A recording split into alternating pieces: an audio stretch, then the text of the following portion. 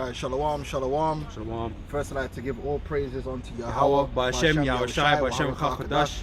and double honors unto the apostles and elders of Great Millstone that rule well. And honors to you brothers out there in the highways and the byways teaching this word in all sincerity and in truth. And shalom to you brothers and sisters out there listening and learning and supporting the ministry. And today we're going to go over the basics again, going into the covenants. You know, because as you should know, or if you don't know, you know, we teach according to the Bible that the chosen people of the Most High is the seed of Israel, the children of Israel, and the Messiah, Yahushua, the Son of God, he came to be a savior unto those people and to those people only, to establish a new covenant in his blood, man, and mediate a new covenant with that same people. You know, and the other nations, the Lord has not entered into covenant with them as concerning, you know, them being the chosen people or being saved or receiving any promises. They're just other people that happen to be on the planet, and they're gonna be put into subjection under the Lord's chosen people, man. So and that's just what they're not gonna go burn in hell for all, you know, all eternity, like what these goofy Catholics will say. So we're just gonna go in the scripture, go over that history, because you need that foundation. The problem is a lot of people that claim they believe in the Bible don't really have a working knowledge of the Bible, of the narrative of the Bible. Well, you know, scripture speaks about a sure foundation. The foundation is not strong, so like not right. So when they're building on it, it's all wrong. Yeah, they don't understand. Like if you were to ask them to explain the covenants, or they wouldn't really be able to do that. You know, all they really have is the basic Christian narrative, which is a dogma at the end of the day. And look up the meaning of the word dogma. It's dogmatic, meaning it's not really based on scripture. Like aka, or not aka, but for example, the notion that God loves everybody, that's dogmatic. That's not really based on the Bible or the events or what we can read in the Bible to be the case, you know, quite the opposite. Please, sir. Yeah, go on. In 2 Peter chapter 2 verse 2 says, but there are false prophets also among the people, even as there shall be false teachers among you, who privily shall bring in damnable heresies. Right, this is prophesied to happen, and this is what has happened. You know, and this whole, you know, the whole basic notion of Christianity is based on these dogmas now. You know, and they're all, well, not all of them, but the large majority of them are incorrect. You know? Yeah, like the universal nature, you know, of the gospel. The gospel is not universal at all. And if you read the scriptures leading up to the gospel, because the gospel comes from the old writings, and if you read the writings, then you would understand that the good news is for the children of Israel. It's for the seed of Israel, you know. All right. So that's why the covenants, the promises, and all these things are referenced in the New Testament writings, man. No, precept. Yeah, go on. It's from Hebrews 10 and verse 7. Said, then said I, lo, I come in the volume of the book, it is written of me, to do thy will, O Most High. Right, so the will of the Lord is known by what's written in the scriptures. Old and new. So that's why you got to go back in the scriptures to find out, you know, what the Lord is going to do. So when you're reading scriptures that's telling you, oh, the Lord's going to save Israel, and in the same prophecy, and he's going to like subjugate the nations and devour them and all these things, then how can you then go into the new covenant and then erase the part about the other nations being devoured and subjugated and only keep the salvation part, but then apply it to everyone? That doesn't add up when you go back to the prophecy. You go back to Jeremiah 30 and 31, which those two chapters is covering the salvation of Israel and the subjugation of the other nations and the new covenant. You're taking out the part about the other nations going into slavery. Right? No one wants to mention that, but then trying to take the part that goes into salvation and make it universal when in the actual scripture it says, oh, the Jacob, the children of Israel. I say it's funny, man, because where did those prophecies go then about subjugating the nation? Where did they just disappear? Yeah. Don't you think it would have been, if that was the case and the Lord did change his mind? We know the Lord doesn't change. Okay, Malachi, book of Malachi, was it 3 and 6? 3 and 6, yeah. Right, it told you the Lord changes not. We know he don't change, but let's just say if he did, don't you think there would be like a precept? Oh, those prophecies I said before, I'm not going to do them no more. You know what I mean? I'm going to forgive the nations and everyone can be saved. There is no scripture like that ever. Right. In fact, when you get to Revelation, these same nations are still getting punished. You know, it hasn't changed. Even the understanding of what it means to be saved is dogmatic. Yeah. You know, because really, when you get down to the nitty gritty, which we'll go into now we're going to discuss the covenants and where the law lies within that.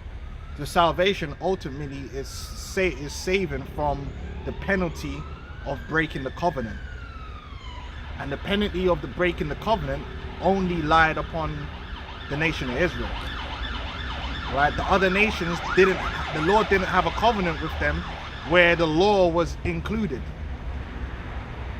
So just like the blessings for keeping the law was specific to Israel, the curses were also specific to Israel. The other nations couldn't be blessed by keeping the law, neither could they be cursed according to the curse of the law by not keeping the law. They were on just like a baseline level. The extras was really all to do with Israel, which we're going to get into it because we're going to go through the covenants. But I want to. It's from Amos chapter 3. I'm going from verse 1, right? It says, hear this word that the Lord has spoken against you, O children of Israel, against the whole family which I brought up from the land of Egypt, saying. Against the whole family.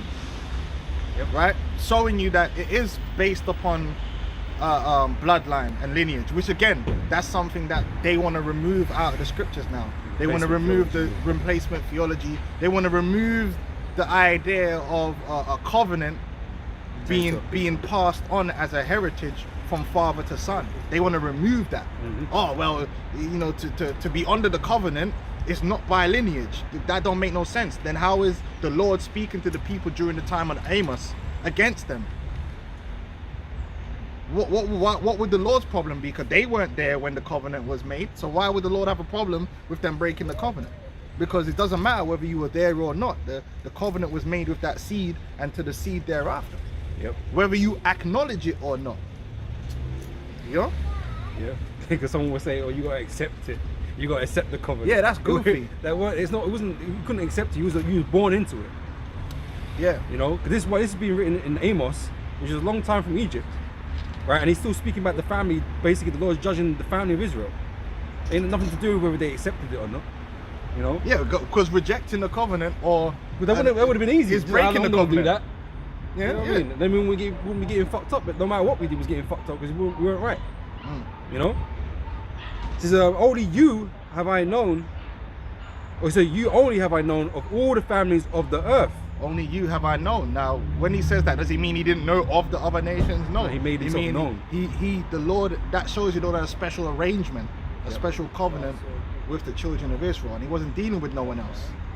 So why would you think then that the Messiah who was coming to fix that situation, what's known as in the new covenant is called let me get that real quick, the ministry of reconciliation. Yeah, because we know in the scriptures the Most High made himself known unto Israel, right? The Lord never opened himself up to nobody else, man. He's never made himself known among the heathen, and it explicitly says that in the scriptures. And neither was that ever really a big deal, because the Lord wasn't constantly sending prophets to the other nations to make a covenant with them. That's not recorded in the Bible anywhere where he sent emissaries to Moab to make a covenant with Moab to be his people. The Lord didn't care about that. The Lord said he was jealous for Israel. He never was jealous for these other nations. Yep. This is 2 Corinthians 5:18. And all things are of God, who have reconciled us to himself by Yahushua Mashiach, and have given us the ministry of reconciliation. Now, re meaning back, and conciliate meaning to bring back into peace or agreement. So this is the ministry is known as the ministry of reconciliation, because it's bringing the Israelites who the Lord had known back into peace with him. You know? Otherwise, this should just be conciliation. You know what I'm saying? If this is the first time that the Lord's been dealing with these people, they ain't coming back to nothing. They're coming to something for the first time. But that's not the case. No. You know, there's always these rewords, these backwords. Or redeem. Redeem, right? You can only redeem something that it was sold or it was, given away or it was taken away. And you buying it back, you're bringing it back to you. Something that belonged to you. That's why even the whole idea of the redeemer, as in the kinsman redeemer, you would be redeeming a family member because they're part of your family. Yeah. So you can redeem them back to you. If you wasn't a family member, then you had no right of redemption. Yep. Yeah, the Ga'al in the Hebrew, which is a word which is specific to Hebrew as well. It's not really available in Greek. says, hear this word the Lord has spoken against you, O children of Israel, against the whole family which I brought up from the land of Egypt. You only have I known of all the families of the earth. And again, that cuts the ideology of because they like to jump up and talk about the mixed multitude that came up out of Egypt with the Israelites. And yes, they were other nations that followed us out of Egypt, but they were separate from us. The Lord didn't acknowledge them. The Lord, exactly. That's why I said, you only have I known. He didn't say you have I known and the mixed multitude. The mixed multitude did not receive an inheritance with Joshua or with the people. They weren't there when the Lord came down from the mountain. They were separate from the camp. And the sprinkling of the blood. Sprinkling of, yeah, exactly. When the covenant was made, they weren't included in that. Now, were they there? Yes, as slaves. Right, because contrary to popular belief, it's lawful to have slaves, especially of the other nations. So that mixed multitude that followed us up out of the land, they were subjected in subjection unto us, and there's nothing wrong with that. See, people don't like this word slavery, man, but now we've got a pretty word for employment. That's all it was at the end of the day, man. We had them underneath us, and they were working for us, man. You know, they had limited rights, just like you got limited rights at work. You don't get to say and do what you want to do and say, right? That's all it is. It's restrictions. But today we don't like that word slavery because, you know, of the connotations towards that. Yeah, we hurt. You know, that's a scary, dirty term now, right? Yeah, but our forefather Abraham had servants. It was normal. And slaves. If you had the means to have a servant, you had a servant. Isaac had servants and slaves. We come from a people that have servants and slaves, man. Because everybody's household, because the word economy comes from house management, right? And a servant will be part of that. Yeah, because you're increasing your enterprise, man. You know, your house management. You're trying to increase your wealth and your ability to do things. So you need people to help you do that. So it was normal, man. It's normal now. They got pretty words for it now. You know. Yeah, and we ain't got shit. That's right. You know. It says that only you have I known from all the families of the earth. Therefore, I will punish you for all your iniquities. All right, and that's really pertaining to the curse, because that's not saying that other nations didn't get punished for being wicked. Of course they did. Yeah. But the iniquities especially was because of the covenant, the breaking of the law. Because that was established with us, it wasn't established with everybody. Really, the Bible mainly has a problem with the other nations for their transgressions against us. When you really read in the Bible, the Lord's really going to be punishing the heathen mainly for coming up against his people. Because even in the Bible, the Lord said he gave the heathens the idols to worship. Yeah.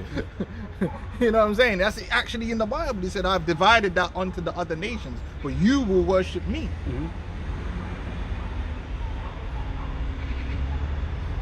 All right. You got something? I do. Yeah. Bubble here.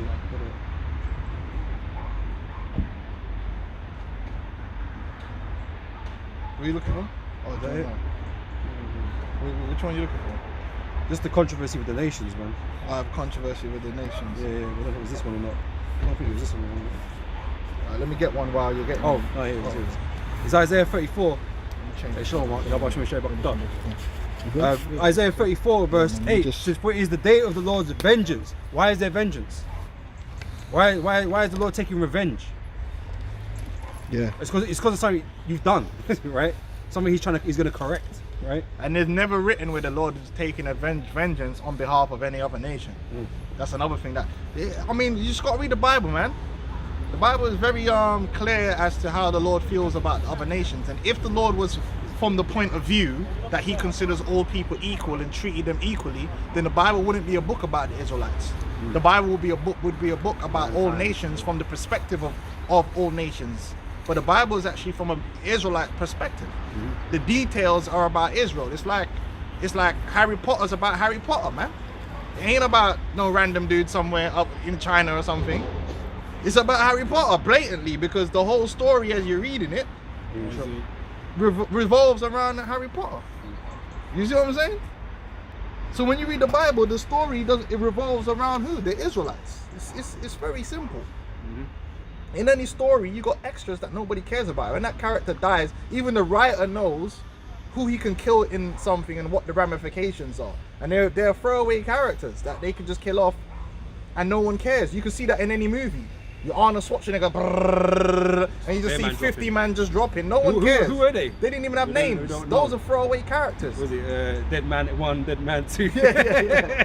You know? There's main characters in the Bible, and then there's a character who the story is told from their perspective and their point of view. You're following them, Their journey. their journey to the end, to the credits. Mhm. That's how it is in story writing. But the Bible follows specific lineage, a specific lineage which leads on to Israel. It's not written from the perspective of Edom or from the perspective of Moab. Well, check this, right? Because at the beginning, you know, Genesis, right? It tells you about all the nations that came to be. But the Lord didn't focus on all those nations. Nah, he didn't write all the genealogies and We're going to focus on this one here, you know, Edom, Elias, whatever. No, it got down to, you know, Abraham, Isaac, and Jacob and their seed. And then that's about Israel, you know? And our interaction with different nations. Exactly. And what the other nations did to us. Mhm. That's what's recorded. We don't know the life and the day of fucking Moab, man. And that didn't change in the new covenant. It's still, where was the new covenant based? Judea. And it's all about, from an Israelite perspective, what was going on. And that's why the scriptures say that the other nations are as the dust of the balance, man. They're not important, man. The Lord don't really care about them per se in the grand scheme of things, Like man. Japhet, like one brother messaged me asking about Japhet. And I was like, rah, we don't even talk about Japhet. Because they're kind of like, the main nation that we talk about is Esau, Edom. But like, we don't really like go into Japhet that much.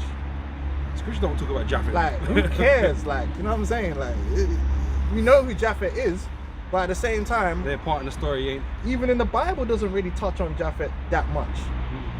Like, why? Like, you know? They're not potent in the storyline, man. We know Esau here, because Esau is the devil. Japhet's somewhere eating worms or something, man. Look at that. But Japheth don't have no major part to play. Yeah, no one You know, cares. he like one of them neutral things, like whatever. Yeah, Yeah. they're a bit You meh, know? innit? Meh. Where you going? But yeah, it's Isaiah 34 verse 8. It says, For it is the day of the Lord's vengeance and the year of recompenses for the controversy of Zion. Right. The Lord is concerned with Zion, which means his monument. Humanity is not his monument. His monument is the Israelites, you know. And we always say that the Bible is not a humanitarian book. It's not a book about humanity. It's got men in there, but it's really a book about the sons of God.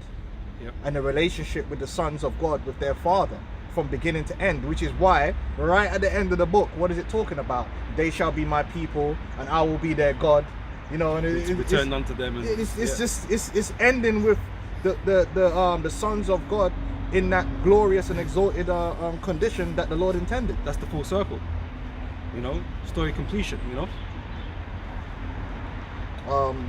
Right, so Genesis. yeah, Genesis the 9th chapter.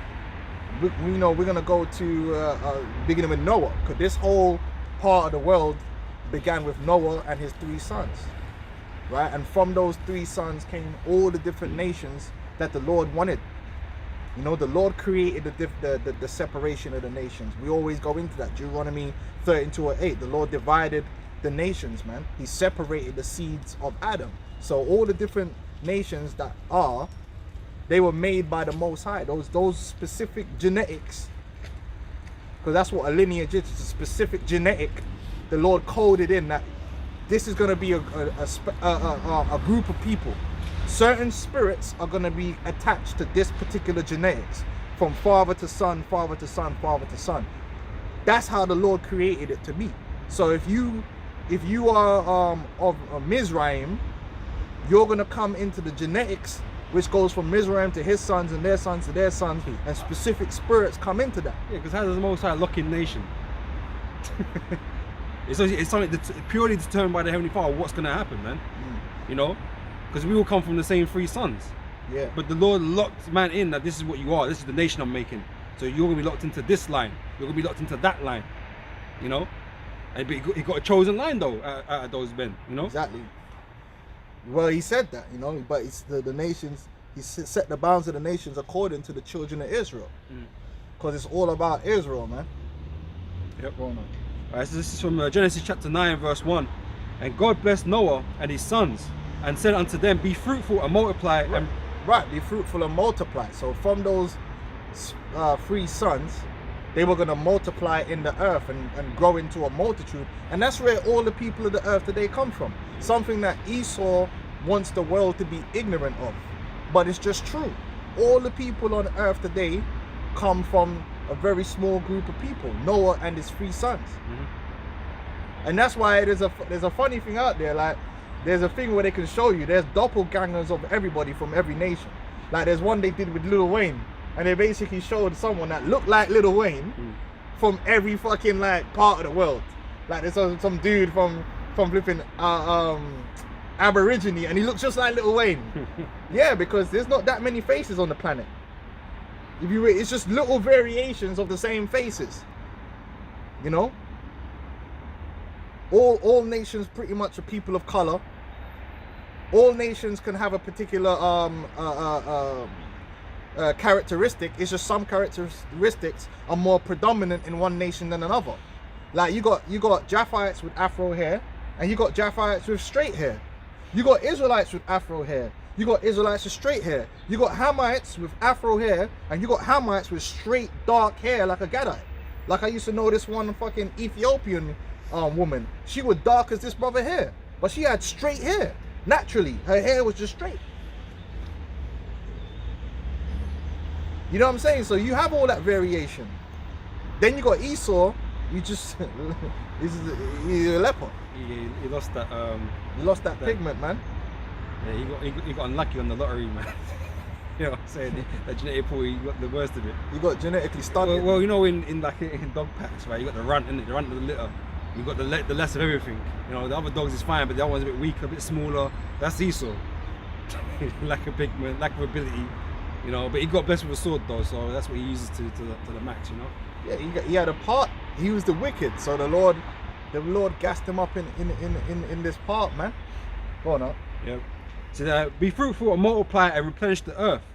And the fear of you and the dread of you shall be upon every beast of the earth, and upon every fowl of the air, upon all that move upon the earth, and upon all the fishes of the sea. Into your hand are they delivered. Every moving thing that liveth. Generally speaking, that's how it's been. The dominant species on earth is man. And most animals don't fuck with people. Like, most animals don't want to fuck with people. It's rare occasions where even a lion and his fiends don't really hunt people. This is rare. You might get a man-eater that want to overstep the boundaries.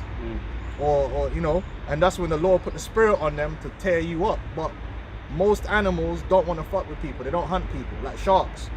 You see videos where people are just there and there's like 1,000 sharks swimming around them. The shark don't really want to fuck with people. But in the most I might put the spirit on one and little Jimmy gonna get hurt. That's just how it is. But generally speaking, man has dominated every environment or habitat that they've entered into, and they take it over. You know what I'm saying? That's how it is. Through technology. Through technology and all these different things. Go on up. Every moving thing that liveth shall be meat for you, even as the green herb have I given you all things. But flesh with the life thereof, which is the blood thereof, shall you not eat. Right, so the Lord commanded us not to eat blood. And that's also contained in our law as part of the covenant. Alright? Go on. And surely your blood of your lives will I require, at the hand of every beast will I require it, and at the hand of man, at the hand of every man's brother will I require the life of man. So whoso sheddeth man's blood, by a man shall his blood be shed. So generally speaking, the Lord laid down rules, you know, like the laws on adultery, and pretty much all people understood these things.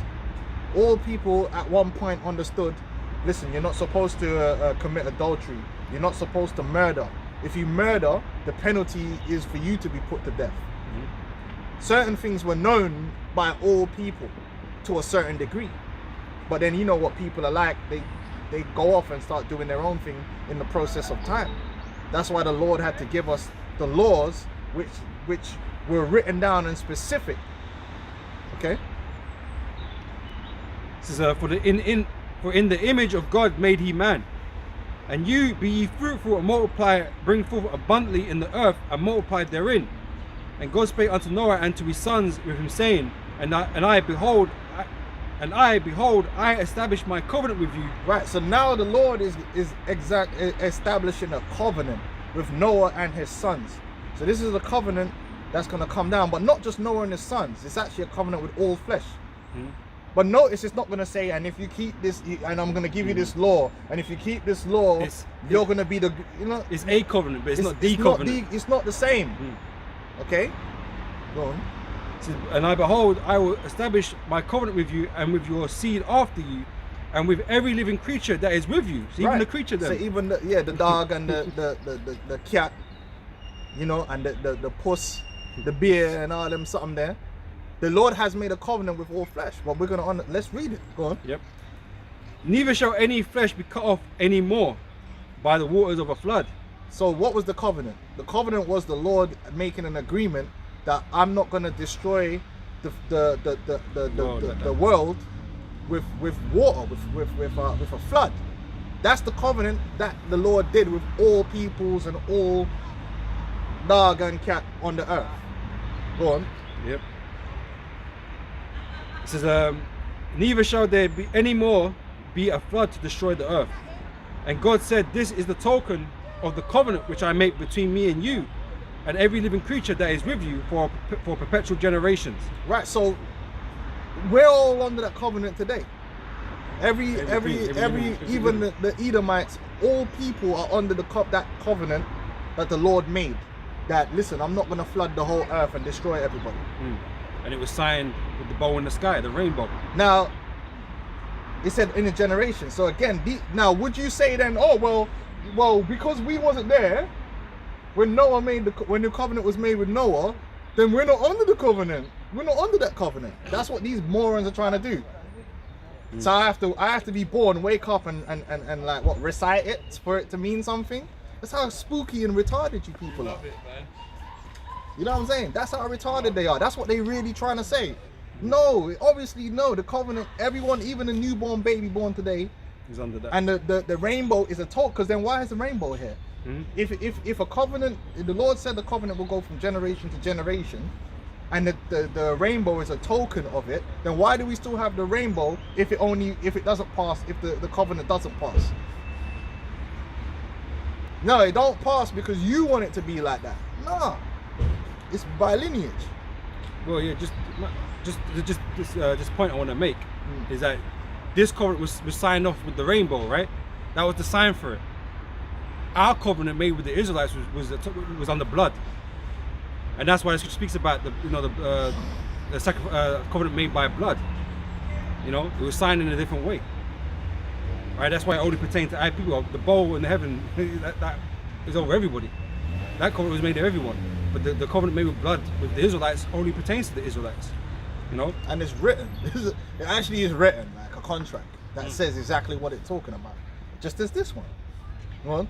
Verse 13, I do set my bow in the cloud, and it shall be for a token of a covenant between me and the earth. What's the covenant between him and the earth? So if you want to talk about universal, this is the only covenant which is universal. The Lord made universally with all people. This is the only covenant. And what does it, does this covenant promise anything in terms of, no, the covenant is really just saying, listen, I'm not going to destroy you by the flood. Yeah. That's the covenant, that's the agreement I'm making with you. But you got other ways. Fire. Verse 14, it shall come to pass when I bring a cloud over the earth that the bow shall be seen in the cloud. And I will remember my covenant, which is between me and you and every living creature of all flesh, and the water shall no more become a flood to destroy all flesh.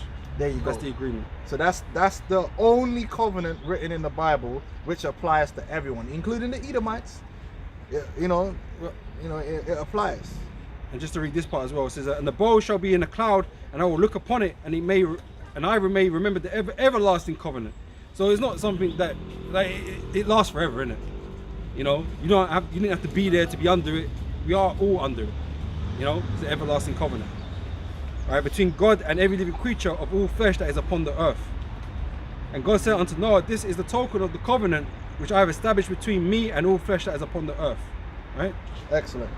So, you go and read after this, there's a process of time. You read Genesis, the 10th chapter, and it goes through the different lineages of the different nations as they were forming. You know, Mizraim, Cush, Put, all these different nations were formed through a process of time by these lineages. The Table of Nations, you can go and research that and read it. Then you had the line of Shem, and different nations came out of Shem. That's why all these nations are pretty much older than the nation of Israel. The last two nations to form was Jacob and Esau. When Jacob and Esau were formed, other nations had already been established. The Egyptians were already established. You know, the Cushites nation was already established. And Ham has different nations. Like, we call them Hamites, but really, each nation in Hamite is their own nation. They don't have no allegiance or nothing to each other. Cush is Cush. Mizraim is Mizraim. Put is Put. What's the other one again? No. Cush, Mizraim, Put, and Canaan? Yeah, the Canaanites. Right? The Canaanites and the Egyptians, they're two different nations. They operate independently of each other.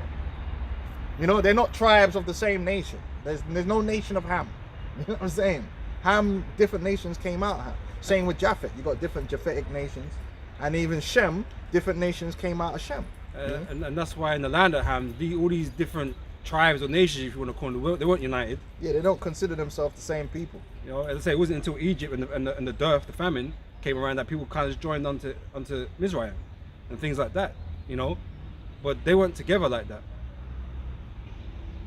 So what I want to do is go to, because then when you read on in Genesis, it starts to focus in on a particular bloodline. Yeah, for a reason, because now the story is going to start focusing on a special bloodline that was made, and I believe that's in is it 11? So when you read in Genesis 11, it talks about the descendants of Shem specifically. So Genesis 10 gives you like the descendants of Ham, Shem, and Japheth to a degree. But then when you go into Genesis 11, it starts giving you more of a detailed breakdown of Shem, leading on to who? Leading on to Abraham. Because now the story is going to start to focus in on a particular lineage. So when you read it on, from verse 10 in Genesis 11, it says, "These are the generations of Shem. Shem was 100 years old and begat Arphaxad 2 years after the flood. And Shem lived after he begat Arphaxad 500 years and begat sons and daughters. And Arphaxad lived 35 years and begat Salah. And Arphaxad lived after he begat Salah 400 years, and it goes on until you get to Eber, which is where you get Hebrews. Right? And out of Eber even came different nations. So from Eber you get the Peleg onto Ru, and you get Surag, then you get Surag onto Nahor, and then you go down to Terah. Right? So we'll start from Terah. And Terah lived 70 years and begat Abram, Nahor, and Haran. Now these are the generations of Terah. And even in this lineage, they're leaving out certain people. Yep, leaving them behind. Because out of Shem you have the Elam. Mm-hmm. Elam came out of Shem. Who else? The Assyrians. So Ashur, Aram. Mm-hmm. Right? These are all Shemitic nations. But if you notice, this lineage is keying in on a lineage going straight down to Terah, and then onto Terah and his 3 sons. And then it's going to focus on Abraham. Yeah, the root to Abraham. The root. Because them other nations that came out of Shem are not that important. We know that they were there, because you can read that in Genesis, the 10th chapter, where it talks about Elam and all them things. But now it's focusing for a reason. Yeah? So, said now these are the generations of Terah. Terah begat Abram, Nahor, and Haran begat Lot. And Haran died before his father Terah in the land of his nativity, in Ur of the Chaldees. So Terah, they were born in the Chaldean region, which the scholars call Mesopotamia, the was it the Fertile Crescent? The first civilizations, they say, was around that area. The oldest civilizations. Why? Because if you read in the book of Genesis, the 11th chapter, all people were in that region. What was it? The Tower of Babel was located in what? Iraq. The plain which was in Shinar. All people were in that area, and then they divided themselves out to the nations. Terah stayed in that area, in that Chaldean region. Right? In Ur of the Chaldees. And Abraham and Nahor took them wives. The name of Abraham's wife was Sarai, and the name of Nahor's wife was Milcah, the daughter of Haran, the father of Milcah and the father of Iscah. But Sarai was barren, she had no child. And Terah took Abraham his son, and Lot the son of Haran, his son's son, and Sarai's daughter-in-law, his son Abraham's wife, and they went forth with them from Ur of the Chaldees to go into the land of Canaan.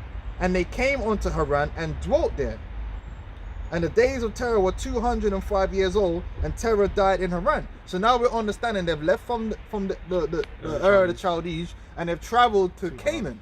Because they're traveling into Canaan. Traveling into Canaan, because at that time the Canaanite people were in possession of what we know now today as the land of Israel, which was a part of what they call the Fertile Crescent. Okay? So, it says, now the Lord had said unto Abraham, get thee. So the Lord came down specifically and was dealing with Abraham, or Abram at the time. Get thee out of thy country and from thy kindred, right? And from thy father's house unto a land that I will shew thee, right? So now the Lord is separating Abraham out from even his family. Yeah? And I will make thee a great nation. So he was going to make a great nation out of Abraham. He didn't say he was going to, this is not a broad, I'm going to make all humanity great. Everyone no, you, I'm going to make into a great nation, meaning out of you is going to come a great nation. And I will bless thee and make thy name great, and thou shalt be a blessing. And I will bless them that bless thee, and curse them that curse thee, and in thee shall all the families of the earth be blessed.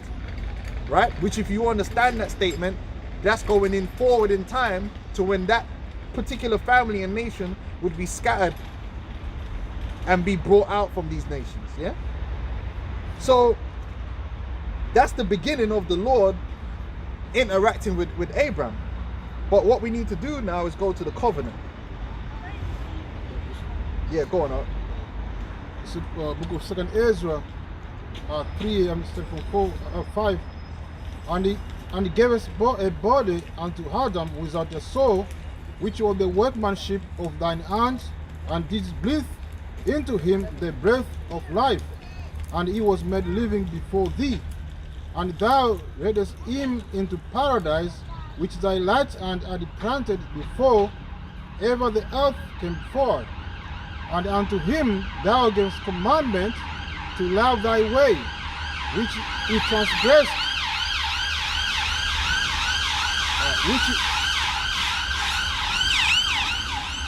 which he transgressed, and immediately thou appointed death in him and in his generations, of whom came nations, tribes, people, and kindred out of number. And every people walked after their own will, and did wonderful things before thee, and despised thy commandments. And again, in the process of time, thou broughtest the flood upon those that dwelt in the world, and destroyest them. And it came to pass in every of them that as death was to Adam, so was the flood to this. Nevertheless, one of them thou leftest, namely Noah. One of them thou lovest. See, one of them thou lovest. The Lord loved Abraham greatly. That's why he chose Abraham. Go on. Noah with the household of whom came... Sorry, Noah. Yeah. Sorry, not Abraham, Noah. That's why he saved Noah and his 3 sons. But these men want you to believe that God just loves everybody. The Lord killed everyone except one man and his 3 sons. What? One man and his 3 sons. You know how many people was there around back then? Millions of people. Just got killed off. Babies, women. I guess God's a misogynist then. And the animals, man. Don't you know there would have been newborn babies that would have died in that flood? There would have been pregnant women. Use your brain. At any one time, moment in time, people are pregnant. There's newborn babies, there's toddlers. Just as it is now. The Lord didn't care, the Lord just murked. Indiscriminate. Yep. And if we were to believe Christianity, then people are burning in hell. Anyway, go on, man. Noah with his household, of whom came all righteous men. And it happened that when they that dwelt upon the earth began to multiply, and had gotten them many children, and were a great people, they began again to be more ungodly than the first.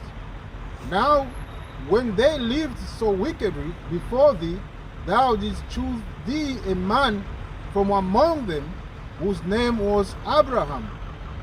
Him thou lovest, and unto him... Again, he picked one person who he loves. His love rested upon Abraham. Yep. Him thou lovest, and unto him only thou shewest thy will. Unto him only thou shewest his will. And the Lord told him, listen, what was his will? You're going to have a seed, and they're going to be the kings and the rulers of the earth, and they're going to be blessed. That is the will of the Lord. The will of the Lord is to establish his sons on earth, the kingdom of heaven, the rulership of his sons on earth, his Zion, his holy ones, the Jerusalem. So I got a question now, right? What did Abraham do to deserve the Most High's love? What did he do? We know it's not about what he did. You know, we know it's down to election, right? The Lord proved him that he had faith, but who gave him that faith? Yeah. Because the Bible tells you faith is a special gift. Because you got to remember, Abraham is the son of idolaters. Yep. You know, so he's raised up that way. So he didn't really know any better before then. He was uncircumcised. Yeah. So it's not like he did anything. Why the Lord loved him? The Lord loved him because that's how it was set up to be. He was chosen. That's it. You know. Yep. It's the same with Israel.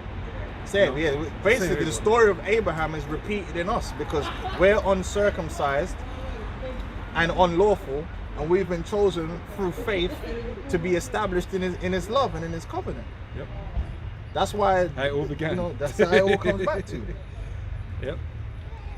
And made an everlasting covenant with him, promising him that thou wouldest never forsake his seed. There you go. Sorry, Papa. There you go. The Lord made a covenant, an everlasting covenant with Abraham that he would never forsake his seed, which is why the Messiah was sent to save that seed. And that's repeated in Luke, the 1st chapter. This is why that same seed was delivered from Egypt. This is why the Lord constantly delivered Israel. Even though Israel would do wickedness and sin, the Lord always raised up saviors for Israel. This is why the Lord never done away with Israel, because Israel is that seed, and he made a promise concerning Abraham. Just to add to this while you're reading that, bro, it's from Galatians chapter 16. Sorry, chapter 3, verse 16. I was about to say, yeah, I know that, innit? Like, whoa. New books. Some hidden books. Yeah, 3 verse 16 says, now to Abraham and his seed were the promises made. Yeah. He saith not as to seeds as of many. Right, we know, because go on, break it we know that Abraham had more than one son. Right? We know he had Ishmael, right? And that was his first son. Right? He had Isaac later.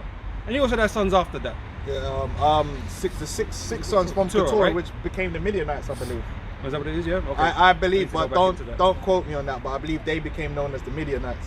Okay. That's what Midianites was. So we know Abraham had other sons, but the Lord again picked one particular individual out of that. The promise one. the seed of the promise. Yeah. Not of the flesh, but of the promise. That's right. And it says He saith not as unto seeds as of many, but as of one, and to thy seed, which is Yahweh Shai, because that's what ultimately led to Yahweh our, Shai. our Lord, right? He came out of that seed. Yep. Showing you that the lineage is important. It's all based on the lineage, man. You know? Yeah, why didn't the Messiah come Come out out anyway. of, you know, Ishmael? No, it ain't gonna happen like that, because they're heathens and they're disgusting. And the royal, the sons of God would not bear the flesh of the heathen, man. That's just how it is. The royal high spirits can't be put into them bodies there. Them bodies there are made lower genetically. See, Esau tried to make it look like we're genetic. No, these men are genetically inferior. Yep. Is this verse 17? And this I say, that the covenant that was confirmed before of God in Yahweh Shai, the law which was 430 years after, cannot disannul. Right. See, we're getting ahead of ourselves. But what Paul is basically explaining here is a covenant was made with Abraham, and in that covenant, as we're gonna read, right, the Lord said, listen, your seed is gonna be blessed. Your seed that you're gonna have, I'm gonna be a God unto them, and they're gonna be my people. Meaning, we're gonna have a special relationship. That seed is gonna be the kings of the earth. They're gonna be a great nation. They're gonna be multiplied, and they're gonna be over all these other nations. Jackpot. Yeah. And so, in this covenant, you're gonna be circumcised, and that was the covenant. The covenant wasn't made based upon keeping the law. It was nothing where he said to Abraham, you need to keep this law, keep all these laws for this covenant, for this to happen. Yeah. And the same thing goes to Isaac. When it was, which we're gonna read it, when it was made with Isaac because of his father Abraham, there was nothing about the law. Even all the way down to Jacob. Even down to Jacob, when he met Jacob, he told Jacob, boom, boom, boom, boom. There was nothing about the told law. the same thing. And then even when Jacob got the blessing from Isaac, no mention of the law. This is just what's going to happen. Yep. When you then come to Moses now, the time of the Israelites, and we were being brought out of Egypt to serve him because we were that seed, then when that covenant was made, it was like, yeah, I'm going to make a covenant with you because of the covenant I made with the fathers, but you got to keep this law, and if you keep this law, you get these blessings, which was what the covenant was about. But if you don't keep the law, there's these curses. Now you have to think why, right? Because Israel been in Egypt all this time, learning all kinds of madness. We needed to be cleaned up, so per se. The law is something His law is made for the unrighteous to become better. Holy. Right? It's To good. become holy. That's right, right? Yeah. And that's what the Lord. That's why the Lord even gave us that in the first place, because we need to be fucking cleaned up. Well, you have to be We right. You have to be separate. perfect. Mm. But guess what? We couldn't keep the law. So what Paul is basically saying there is that because we couldn't keep the law, how then can we be the kings and all these glorious promises that the Lord made concerning that seed? Because according to the law, we're condemned to destruction. Yep. The curse of the law is unto destruction. The end. Finished. Finito. That's not what the agreement, the Lord didn't make an agreement with Abraham for that to be our end, that we would be cut off from the Lord and the Lord turned his back on us and da-da-da-da-da. Yep. No, we were supposed to be what? His people. And he was supposed to be our God. We're supposed to, that was the promise the Lord made with Abraham, that the land, we were going to dwell in that land forever. Yep. We can't dwell in the land Peace if and we're safety. breaking the laws. Because the curse says what? You get cast out of the land. Yep. So what is Paul explaining? Listen, because we couldn't keep the covenant which was made in Sinai, does that mean the Lord's going to break his covenant he made with Abraham? No, the covenant with Abraham came first. So now what is the Lord doing? I'm going to give you forgiveness for breaking that covenant and make a new covenant. And in that new covenant, you're going to keep it. Therefore, I'm going to fulfill the covenant that I made with Abraham and everything's all right. That's what it is. That's right, man. You're part. That's what it is. So what the hell does that have to do with mankind and other nations? Because that got nothing to do with Noah's covenant. This is all to do with the seed of Abraham being that which the Lord told Abraham that they were going to be. The manifest as the sons of God in the earth. Yep. The kings and priests in the earth. The Lord's tabernacle would be among them. The Lord's tabernacle can't be among us while we're under the curses of the law. The Most High is not, oh, I'm going to pick a different people then. No, He never did that, because he man. never told Abraham that. He said, from you, from your seed, they're going to be your descendants, Mm-hmm. physically. So let's read that again. We're jumping about, we're going to go back and read them though. It's verse 17 again saying, "This I say that the covenant that was confirmed before of God in Yahushua, the law which was 430 years after, cannot disannul that it should make the promise, not the promise of none effect." Right, because we couldn't keep the law under the old covenant, that can't disannul what the promise the Lord made to Abraham, Isaac and Jacob. Just because we couldn't keep the law, which is why in Jeremiah 31 it says, "I will make a new covenant." Go on. Just one more verse, Oh, yeah, sorry. go on. It says, "For if the inheritance be of the law, it is no more of promise.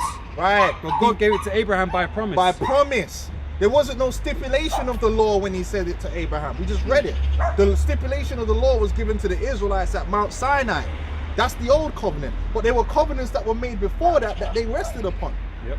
Foundations. The foundational covenants. Yep. Stacked, man. And this is what they're not going to explain to you in these goofy churches. That's what Vocab Malone, or all that chatting that Vocab's doing on his live stream, he can't go into these covenants and explain them. He can't. He avoids all that and they do a bag of talking round and round in circles instead of going into the nitty gritty of what's actually written in the scriptures and what happened. What's the narrative? That's why a lot of these churches don't even deal with the Old Testament like that. They purely focus on what they call the New Testament. You know? Or they try to take it out of context. So then they'll take the bit where it says, and in these shall all families of the earth be blessed, and without understanding what it's talking about. Because no prophet ever referenced that to say anything about saving other nations. Only person that referenced it was Paul, and he was talking about saving Israelites. He's addressing He's talking about Israelites being saved from in all these nations. Because that's what it was talking about. In these shall all nations be blessed. Meaning, all these nations, one day you're going to be among them and be sanctified from among them and be brought out. It's not talking about the other nations partaking in the covenant, because that's nowhere in the scriptures where the other nations are being brought into the covenant. Well, Hebrews 8 tells you, "I'll make this new covenant with the house of Judah and the house of Israel." Where's everybody else? If the Lord wanted the covenant to be with anyone, guess what? The original covenant with Noah would have been with everyone. And then you can't even do that because it wouldn't make no sense to make everybody rulers. Because then if everybody's a ruler, guess what? No one's a ruler. Yeah, there's no one underneath, no one's a servant. There's no one being above. If everyone's royal, then no one's royal. That's how it works. It's equality. And the Lord don't deal with equality, man. No. The Lord made Israel to be above all nations, man. That was the part of the promise. To be kings, you know, to be above people, Yeah, to rule. a lion and a cat ain't the same.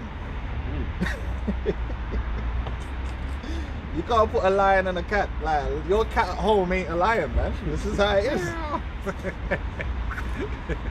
Lion paw. Yeah, man. Where's my man? Yard there. Lions in the camp. Yeah, well, I know you had something, bro. Yeah, Jeremiah. Yeah, let's bring it up. Jeremiah 31 and 31. Behold, the days come, says the Lord, that I will make a new covenant with the house of Israel and with the house of Judah, not according to the covenant that I made with their fathers in the day that I took them by the hand to bring them out of the land of Egypt, which my covenant they break, although I was an husband unto them, said the Lord. But this shall be the covenant that I will make with the house of Israel after those days, said the Lord. I will put... Hold on, let me say, hold on, man. I'm just thinking. See, the more you think about it, yeah, it's just madness, yeah. So the Lord brought the Israelites out of Egypt, right? Now, remember, we're talking about the Most High. The Most High could do anything. The Most High could have sent a prophet to the Canaanites and said, look, yeah, this land, I'm going to give it to the Israelites, but I've got another land for you over here. Do some signs and wonders, and they just move out with no, you know what I'm saying? They No just bloodshed. move out. No bloodshed. They just move out. That's it. The Lord specifically set it up where we would go in there and chop these men to pieces. Like, The Lord loved it. Joshua was chopping man up. Joshua put he captured a bunch of them and told man, yo, come, put your foot on these men's necks, because that's what the Lord is. That's what the Lord is doing for us right now. Kings. Yeah, Princes. kings. Kings and princes. He or took whatever, kings, man that Up there. big dons that's been royal lineages for time and had man rest, had some Jake rest their Dusty foot, dusty Blood, sandals, blood soaked sandals all over man's foot, all That was over it. man's face, neck. Got these man down bad, chopping them up. The Lord said, I delivered nations for you, for your sake. The Lord delivered them into our hands, man, and had our sword moving sharp. It shows you other nations are expendable, man. Think about that. But anyway, I was meditating on this. What are these guys talking about, man? And the Lord never cared. He never met a way for them. There was no way for them. The Lord still don't care. Got dealt with differently, man. Joshua was moving. Them Gadites and them Reubenites were. and but it sounds crazy. But we will mention the Revelations 13 and 10 about he that got take into station, go into state. You don't think that's the Lord won't do that? 100%. He's Whoa. done it before. No, worse. You know. So yeah, the Lord's still on that, man. The Lord is still prepared to sacrifice the whole earth for Israel. Easy. Smoke. You know. Go on. But this shall be the covenant that I will make with the house of Israel after those days, said the Lord. I will put my law in their inward parts and light in their hearts, and it will be their power, and they shall be my people. Which is the same agreement which was initially made with Abraham. That falls upon Israel. So that's why when you go to Revelations 21, it says the tabernacle of the Lord. Let me read it.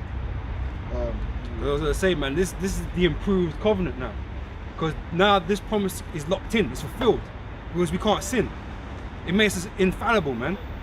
It makes us perfect. And then so what are the good things we receive because of it? Are we just going to be keeping the law for keeping the law? No. Now all those All the benefits blessings and blessings, gonna come which on us all include the being time. above the other nations, come into play. Locked in forever, everlasting. See, the other nations, if they keep the law, they don't get to be the number ones. That was never an agreement that was made with them. So in the kingdom of heaven, we're going to make the other nations keep the law to the best of their ability, but they're not going to be blessed in terms of being uplifted and Overrun. exalted Yeah. for that. No, just like when they got the supremacy over us, it wasn't because they kept the law. If you look at the Babylonians, the Persians, the Greeks, the Romans, they didn't get to the position they got to because the Lord made a covenant with them and said, oh, if you keep my law, I'm going to put you in power, and if you break my law, I'm going to take you out. No, they were only put in power to punish Israel because of what Israel did. It was nothing to do with them. That's why it says our day of Babylon. I know you're thinking about that. You got it ready? You got it? Yeah. I was amen. Picking up my fingers, isn't it? Them dusty Babylonians, they were idolaters, man. Nebuchadnezzar, Yeah, they're going on hella off. you know, lizard eaters. Anyway, yeah, go on, man. Should I finish Jeremiah? Yeah, finish Jeremiah, then we'll get that. Didn't remember eating lizards, bro. And they shall teach no more every man his neighbor, and every man his brother, saying, Know ye the Lord? The Know the neighbor Lord. and the brother ain't talking about mankind. The neighbor and brother is talking about other Israelites. How do we know that? Because in Isaiah the 2nd chapter, it tells you that they're gonna teach. We're gonna have to teach the other nations the laws. They ain't gonna be like us. So they're not our brothers and our neighbors. The brother and the neighbor is talking about your fellow Israelite. You ain't gonna have to tell an Israelite because the Israelites are gonna all, by birth, by lineage, be under the covenant. That's why the Bible tells you, my people shall be all righteous. Every single Israelite is gonna be perfect and righteous, man. Yep. The kindred, the family. This is my family. Yep. Uh, And again, that's what the Gaal was about, you know, dealing with one's own kindred, you know, the family. Yep. saying, Know ye know the Lord, for they shall all know me, from the least of them unto the greatest of them, said the Lord. A nation of priests, a nation of kings in order, and all Israel is going to be perfect. That's why the Bible says the ministry is for the edification and the perfection of the saints. It's to make the saints perfect, to make the Israelites perfect. Why? because all Israelites are sons of God. And what should a son of God be but a reflection of their father? Yep. Which is what? Perfection. The other nations, they're never going to be perfect because they're not sons. They're the sons of men. They don't have that title. Mhm. Our glory is a different type of gravy. It's different. It's not the normal thing. That's just how it is. So when you're now trying to skeet heathens in, there's no way they can come in because they're not sons of God. They were never part of this to begin with. That's why what's his name? Deontay Wilder said, what's understood ain't got to be explained. You should, from the old covenant, you should already know and understand that it ain't talking about other nations. Mhm. So when he says all men, he ain't got to explain it. It tells you in the Apocrypha, in one of the speeches, it says, from Abraham came, the covenants went from Abraham to Isaac and on to Jacob and divided onto Jake, the tribes, the blessing of all men. Oh, see, it says all, bro. When he said all men, he ain't got to explain. He ain't talking about everyone else. They already excluded. And they're always saying our fathers. You know, if you know you're not a part of that line, then you know we're talking about you. When the so-called founding fathers said equal rights for all men, he didn't have to sit down and explain to man, men. I ain't talking about them niggas right there. Yeah. It's their slaves. Because that's already understood that they're not included. It's you goofy people in 2023 that have to have it explained to you that the other nations are not a part of anything. That has already been confirmed by hundreds of years of spiritual writings. They were already excluded. Yeah, that's okay. Yeah. So yeah, I can make a statement, all men. Because everyone should know when I say all men, I'm talking about all Israelite men. Why do I need to keep saying Israel for? It's already established that this ain't for them. The basis has been explained already. You know what I'm saying? It's like me standing up here as a citizen of Britain when the Prime Minister say everyone is entitled and he says all people. He ain't talking about motherfuckers in India. Everyone knows he's talking about British citizens. You don't need to say, all British citizens. No, you don't need to speak like that when everyone already understands that you're talking about everyone in your constituency. You represent these people. Yeah, you ain't got to do all that. Paul already established that he represented the Israelites. Come on. You know, that's why man was reading off his pedigree, man. He was like, I'm a Benjamite.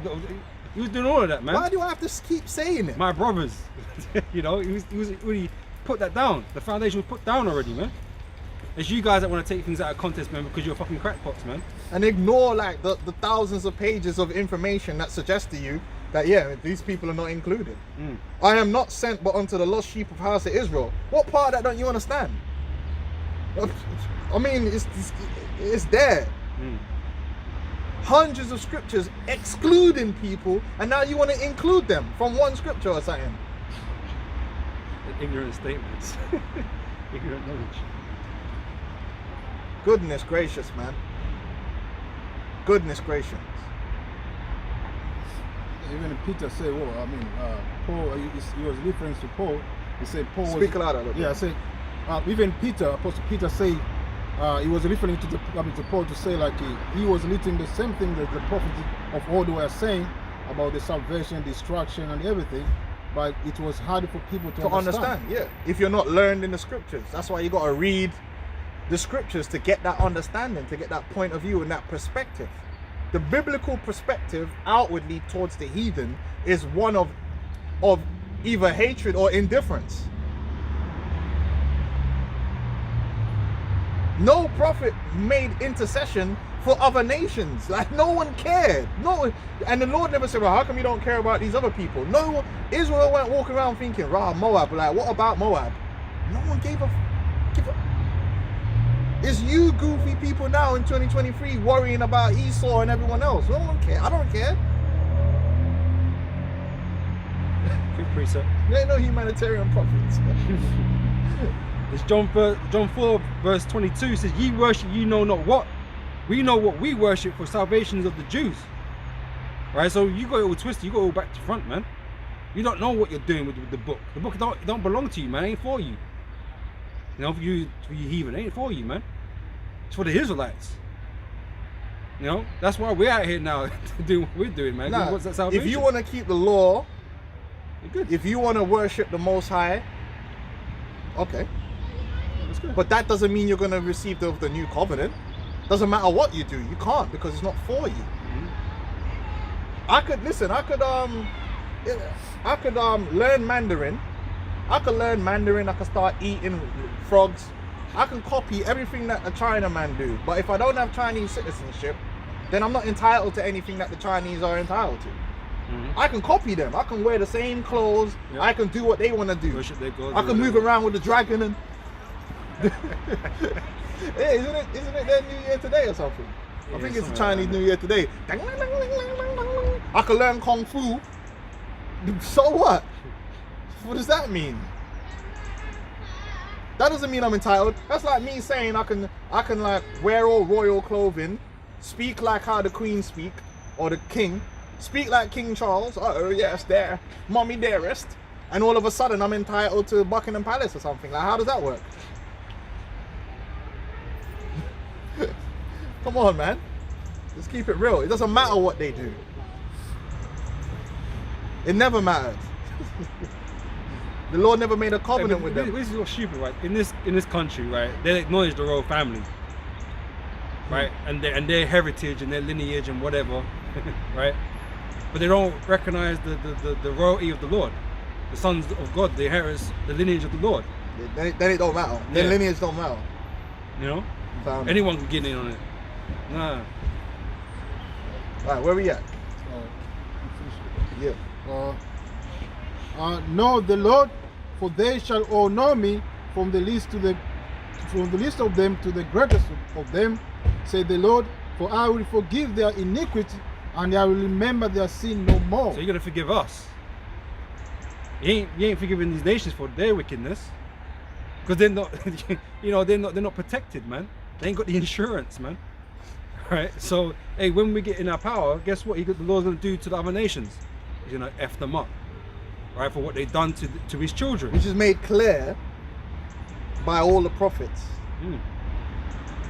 Because it's very well established that Israel are in need of help, because we're in the land of our enemies. Okay, we're captives. Okay, we're being oppressed. We need saving from you, right? And what does the Lord do to our enemies?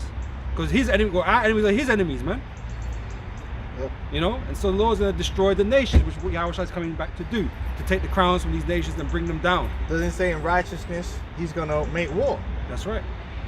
Yeah. Because he's the Redeemer, right? He's the Gaal. He's going to come and bring vengeance against the heathen, man.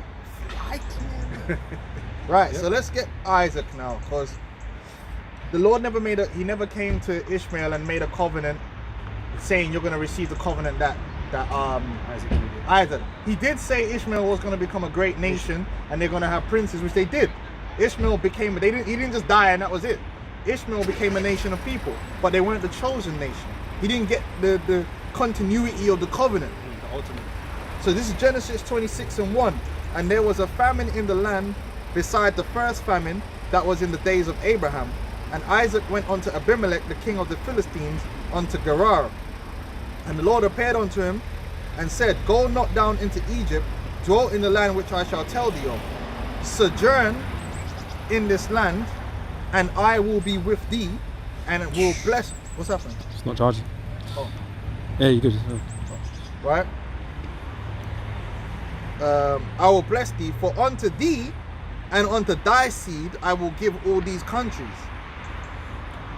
And I will, and again, the land of Israel is part of the covenant made with Abraham. So what are you telling me now? That anyone can now claim inheritance for the land? And then that don't make no sense. Because now what you're teaching then is that whole thing that's going on over there right now in the land of Israel is a farce. Because then anyone that claims to be a Christian can now say, well, I have a part of it. I can have a part of that land. See how goofy it becomes? And they say that Israel, Tel Aviv is the number one seat. That LGBT. yeah, it supports the LGBT all the world. Because these Christians say, oh, well, that's the Jews' land. They could, well, according to Christian doctrine, no, it's not. Because you're saying that the covenant now is with anyone. Anyone that believes. Anyone that believes. So if the covenant is now with anyone that believes, then Go get your land. anyone that believes has a part of the land. Go get your land, man.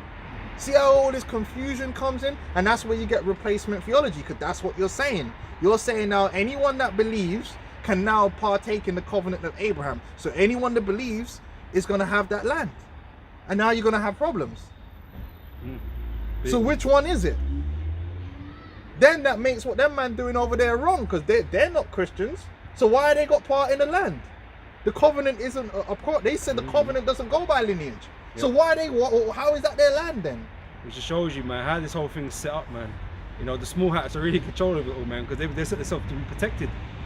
You know? Yeah, why ain't vocab saying, wait, hold on a minute. According to the Bible, the new covenant is with only the Bible, the Christians. So the Christians have claim to that land, not the people who believe in Judaism, so to speak. Because Judaism is under the old covenant. We're under the new covenant now. You know, but you see, he ain't gonna talk about that. Oh no, because he knows the channel. Snip, snip. He gone now. He ain't. That means his hip hop career and anything he wants to do is done. Got to do an apology video. But I thought you were a man of the Lord. I thought you're gonna stand up for the truth. Righteousness. He ain't. He don't talk about it. You know who he is gonna come against? Us. But whose land are we taking? Under our doctrine, we're not doing anything. We're going to work, paying rent. We're not stealing no one's land. We're not shooting journalists like them man are doing over there, putting 5.56 caliber rounds in journalists and children. Can you imagine if we did that? This is what they're doing. They've killed hundreds of journalists from the West that's gone over there to document all the killing that they're doing against the Palestinians. Big rifle, them man are popping off, and vocab they ain't got nothing to say about that. These Christians in America who believe in the new covenant, who say God is now for humanity, have no problem with these people by race saying that they have claim to a land and killing people that already live there, literally with guns. But we pull out the Bibles, don't kill nobody, and we're the worst group on the planet. You know, we need to be stopped. We're a threat. Bro, these man got nuclear weapons. in the land of peace. How are we the threat? These men mandatorily make people join the military. How are we the threat? Because they're not sincere. Even in their own doctrine, it don't make no sense. Because then it will be breaking the promise that the Lord made with Abraham concerning his seed. When you now allow other people that weren't that seed to come in. It's you being cocked.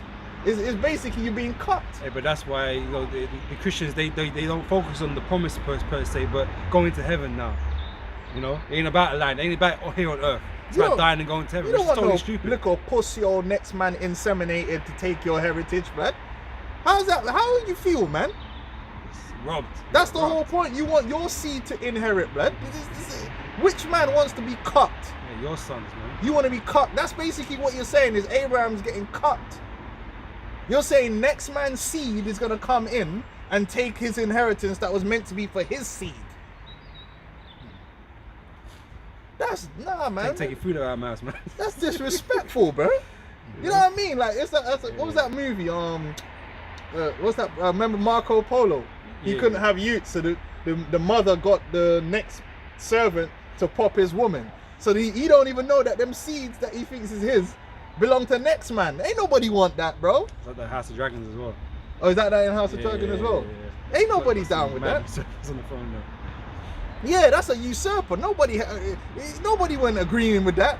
Yeah, next man are gonna put in the work, bust all up in. You know, that's basically what you're saying. Nah, Abraham ain't getting cucked, man. That's not how we do. We don't believe in that. Yeah, next man, come on. Hey, we know the Lord speaketh true, man. Right? The Lord's gonna uphold everything He ever said.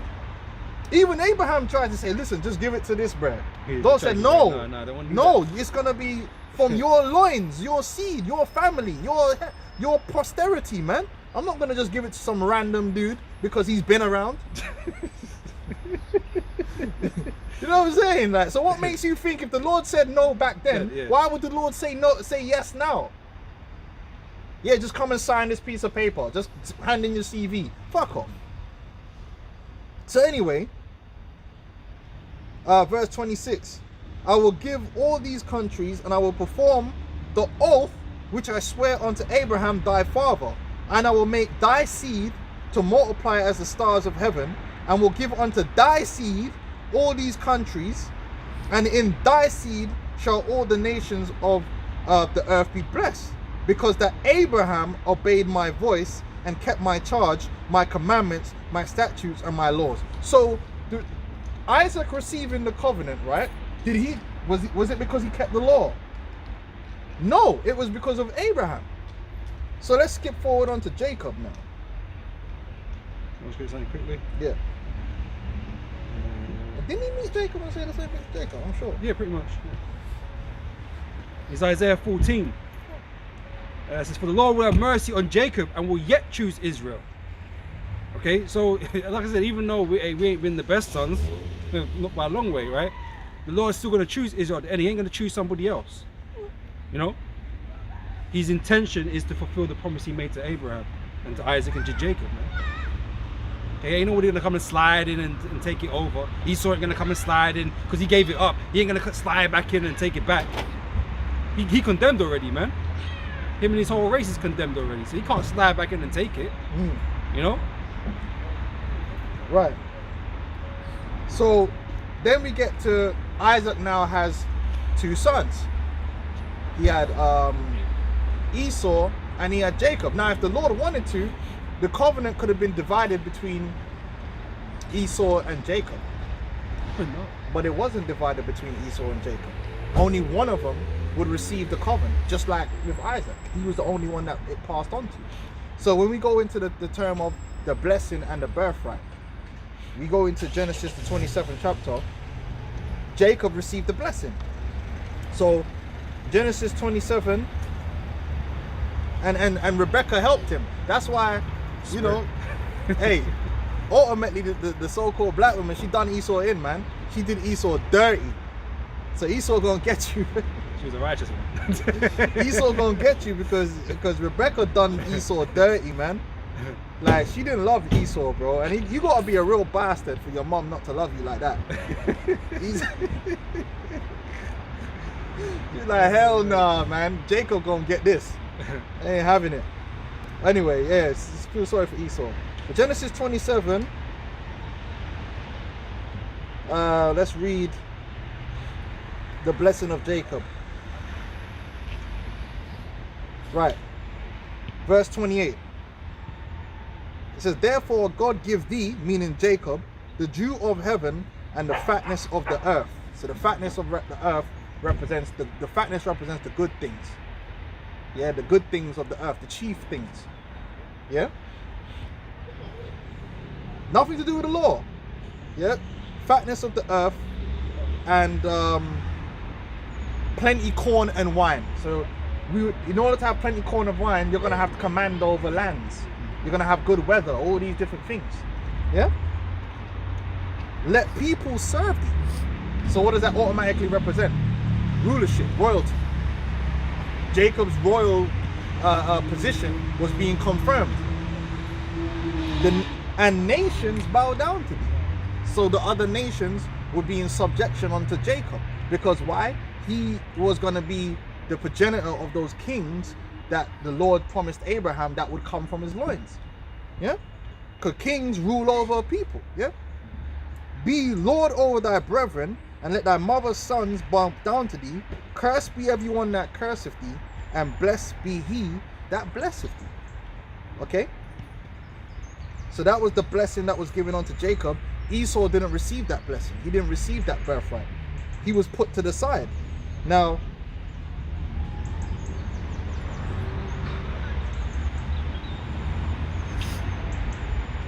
yeah, verse 12.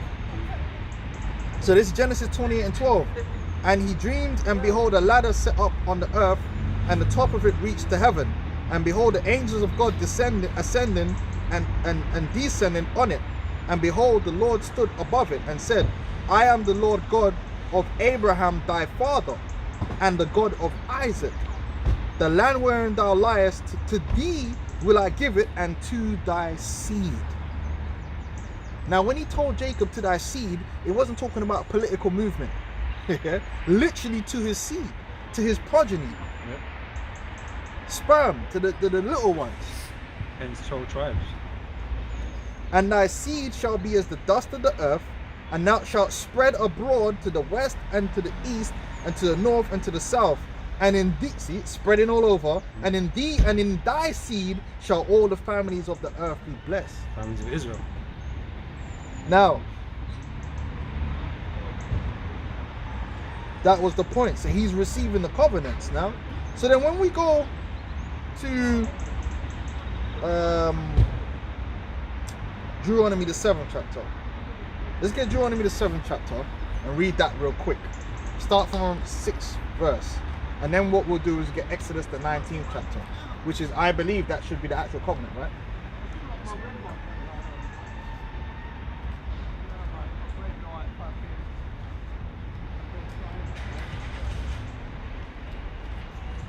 This is the book of Deuteronomy 7 and 6.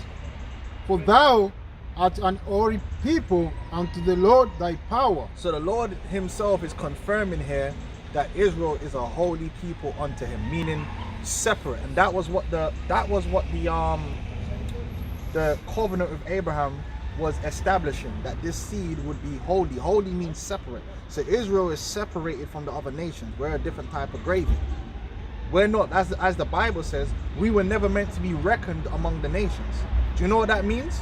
To not be reckoned, it means you don't put our name with the other nations. We're not to be grouped with them. That's what holy means. That's what holy means. You're separated. You're on a different category. You understand? Sons of men. The VIP. We're sons of God. You don't put the VIPs in with the normal people. That's why a club has a VIP section. The VIPs are separated. Cordon off. Yeah. Separated. They got a different entrance. Everything's different. Yeah. That's Israel. We're supposed to be the holy people, separated, a royal priesthood. Different. Go on. The Lord thy power hath chosen thee to be a special people unto himself, above all people that are upon the face of the earth. Above. The Lord chose them to be above. Above.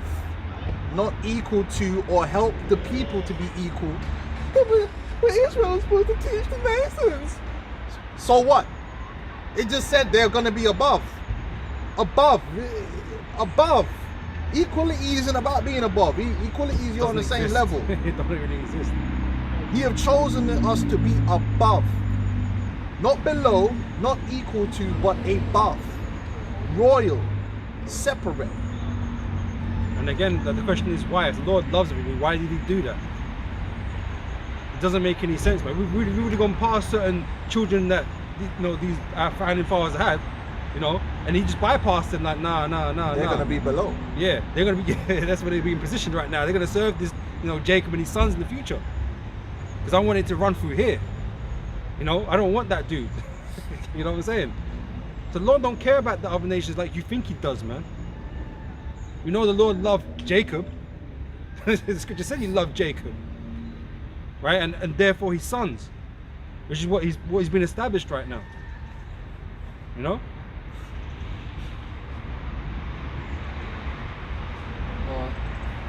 Above all people that are upon the face of the earth. Right, so any people that's on the earth, Israel's supposed to be above, because that's the covenant he made with Abraham.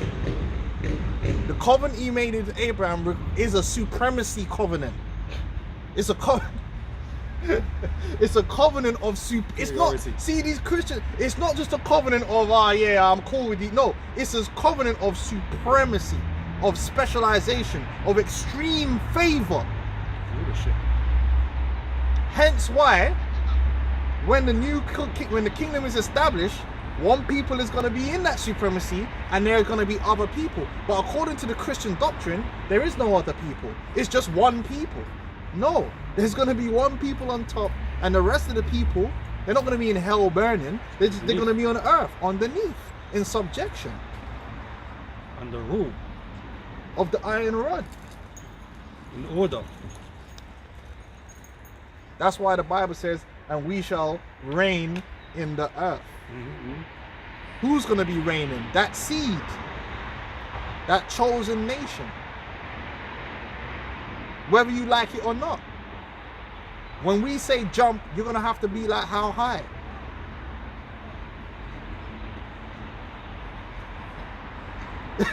This is how it's going to be. You're going to have to follow instructions.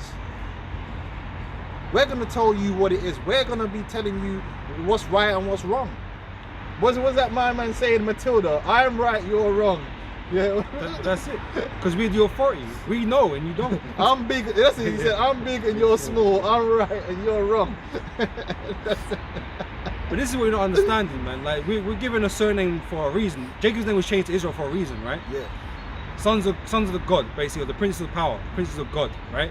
We represent God here upon the earth, man. Because we're we will be in the image of our Father. And we'll be given all the understanding and knowledge that we need to rule over the nation, man. To have things in order as it is in heaven. And we're going to be getting better genetics. Super genetics, but Just better. we ain't going to be on those steroids, man. The Lord's going to give us them bodies that juice. even separate us from you on a physical level. Mm-hmm. Yeah, man. So yeah, well, that's what we're supposed to be on the earth, man. A representation of the Most High upon the earth, man. Beginning with our Lord Yahweh Shai. Zoa Lords. So, yeah. You know, we are the keepers of the earth. Yeah. You know, the guardians of the galaxy, whatever you want to call it, man. You know, we're set up in that position on the earth. And it's funny because when you watch Guyver, there are 12 Zoa Lords. Yeah, that's right. And then the one super Zoa Lord, which is Uffendale or whatever his name is. There are 12 Zoa Lords, and the Zoa Lords can control all the other Zoanoids, man. So they got their special genetics, man. The crystal. Yeah. That's right. It's funny they said they chose 12, innit?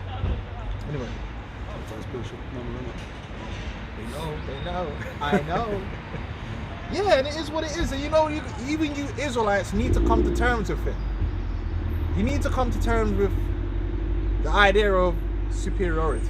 Because see, Esau's taught you the ignorance of superiority. To be superior based upon skin color, or to be superior based upon bullshit. No, we don't believe in that, because it would be ignorant of me to say I'm superior to another human being because of the level of melanin in my skin. No, our superiority is not based upon well, even though we are physically superior, it's not solely based upon physical characteristics. Our superiority is based upon our God-given right of rulership. We are spiritually superior by the unction of God. That is the covenant that was given to Abraham. Your seed is going to be kings. Kings are going to come from you. A king is superior. Like in this day and age, you can question that because we appear like you. We should die like the princes, right? We appear like you. But when we're in our power, there ain't going to be no questioning, man. Yeah, you're going to know that these men are on a different level. You're going to see that we're separate from you. And there's nothing wrong with that. There's nothing wrong with being superior. Because you're superior to animals. You ain't got no problem being superior to animals. Well, we're superior to these other nations, man. But a lot of you Jake out there feel bad because you want everyone to be equal. You've been down bad for so long. You want to be equal with Esau, so you get hurt of the idea of being supreme over the other nations. You want everybody else to join in. And why trimmest thou away to seek love? Ah, fuck that. You're trying to fit in, man, because you haven't fit in. You ain't never fucking fit in. And you've been trying your hardest to fit in, man. In a world that don't want you, man. Nah, the world gonna have to fit in with us, man. They're gonna have to do what we say. Yep. Otherwise, we're sending whirlwinds up in there, man. Yeah, these heathens got to be born again. They got to change up, man. You know, they got to change up to our ways, man. You know, and they will. Go on, yeah. Straight up, man. Don't worry about these other nations and their salvation. Learn about you and thank the Most High that you're an Israelite. Yeah, that's right. That's all you need to be worried about.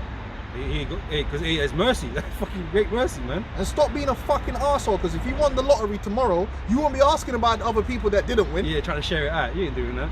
So stop being a fucking arsehole, man. We won the lottery, basically. Because we didn't, like the brother said earlier, we didn't do nothing to deserve this. We were chosen from the foundation of the earth to play a position which is a blessed position. Yep. Accept it in humility and move forward. That's all we got to do. Don't worry about these other people. Because I don't worry about, just like I don't worry about the animals, why should I worry about these fucking heathens? Because they are like animals to us, in a way. They're also subordinate. Simple. Yep, that's right. Go on, Nat. Let's keep it going. The Lord did not set his love upon you, nor choose you, because ye were more in number than any people. The Lord set his love upon Abraham, Isaac, and Jacob, and the tribes. The Lord set his love. That's who the Lord loves. The scholars even have admitted that the ideology that God loves everyone, his love extended beyond Israel, was never recorded or written by any Israelite writer throughout all history. Do you know how fucked that is? You gotta think. You got to think about this. Like, yeah, use your brains, innit? If God really loved everyone, at least one prophet would have said that. If you were the Almighty God and you loved everyone, thousands of years of interactions, and you never just mentioned it. Yo, by the way, yeah, I love other people as well. No writing. No, I'm not. And they don't just talk about the Bible. Them men have looked through, because you have secular writings. You could say like for instance what's that guy, the historian? Josephus. He's a secular writer. Ain't in there. He had like how many? Listen, I'll tell you something. Yeah, the Josephus is bare editions now. It's not no little like 2-minute blog. The Antiquities. The thing is long. In the whole thing, go search it, read it. Can't find nothing. Exhaustive. It's not found anywhere. Man didn't even write it as a joke. It's not even in a comedy. Man didn't even write a comedy and put it in there. It's not. The scholars said they can't find it. It doesn't exist. That notion literally began with Christianity. It just came out of nowhere. That book. Yeah. By the way, he loves everyone. No. The Israelites are very nationalistic, man. Very. You know, very nationalistic. You know, and that has it's not meant to be. It's not meant to be any different from that. That's how they're meant to be. You know. And there's nothing wrong with that. So don't let them shame you. Oh, you're hateful. Listen, bro, you're the ops. I'm supposed to. Like, there's something shameful about that. Like, you're the ops. Literally, you're the ops. The enemies. The Lord says you're enemies. Like, what am I meant to be ashamed of? Don't make them be ashamed and shame you into loving everyone, because I guarantee you this, they don't love everyone. Mm-hmm. So why are you trying to shame me into that position? Be a man, innit? Let's keep it going. For ye were the fewest of all people, but because the Lord loved you, and because he would keep the oath which he had sworn unto your fathers. Right, so the whole reason why the Israelites were specifically chosen and saved out of Egypt and brought into the land was because of the oath going back to Abraham.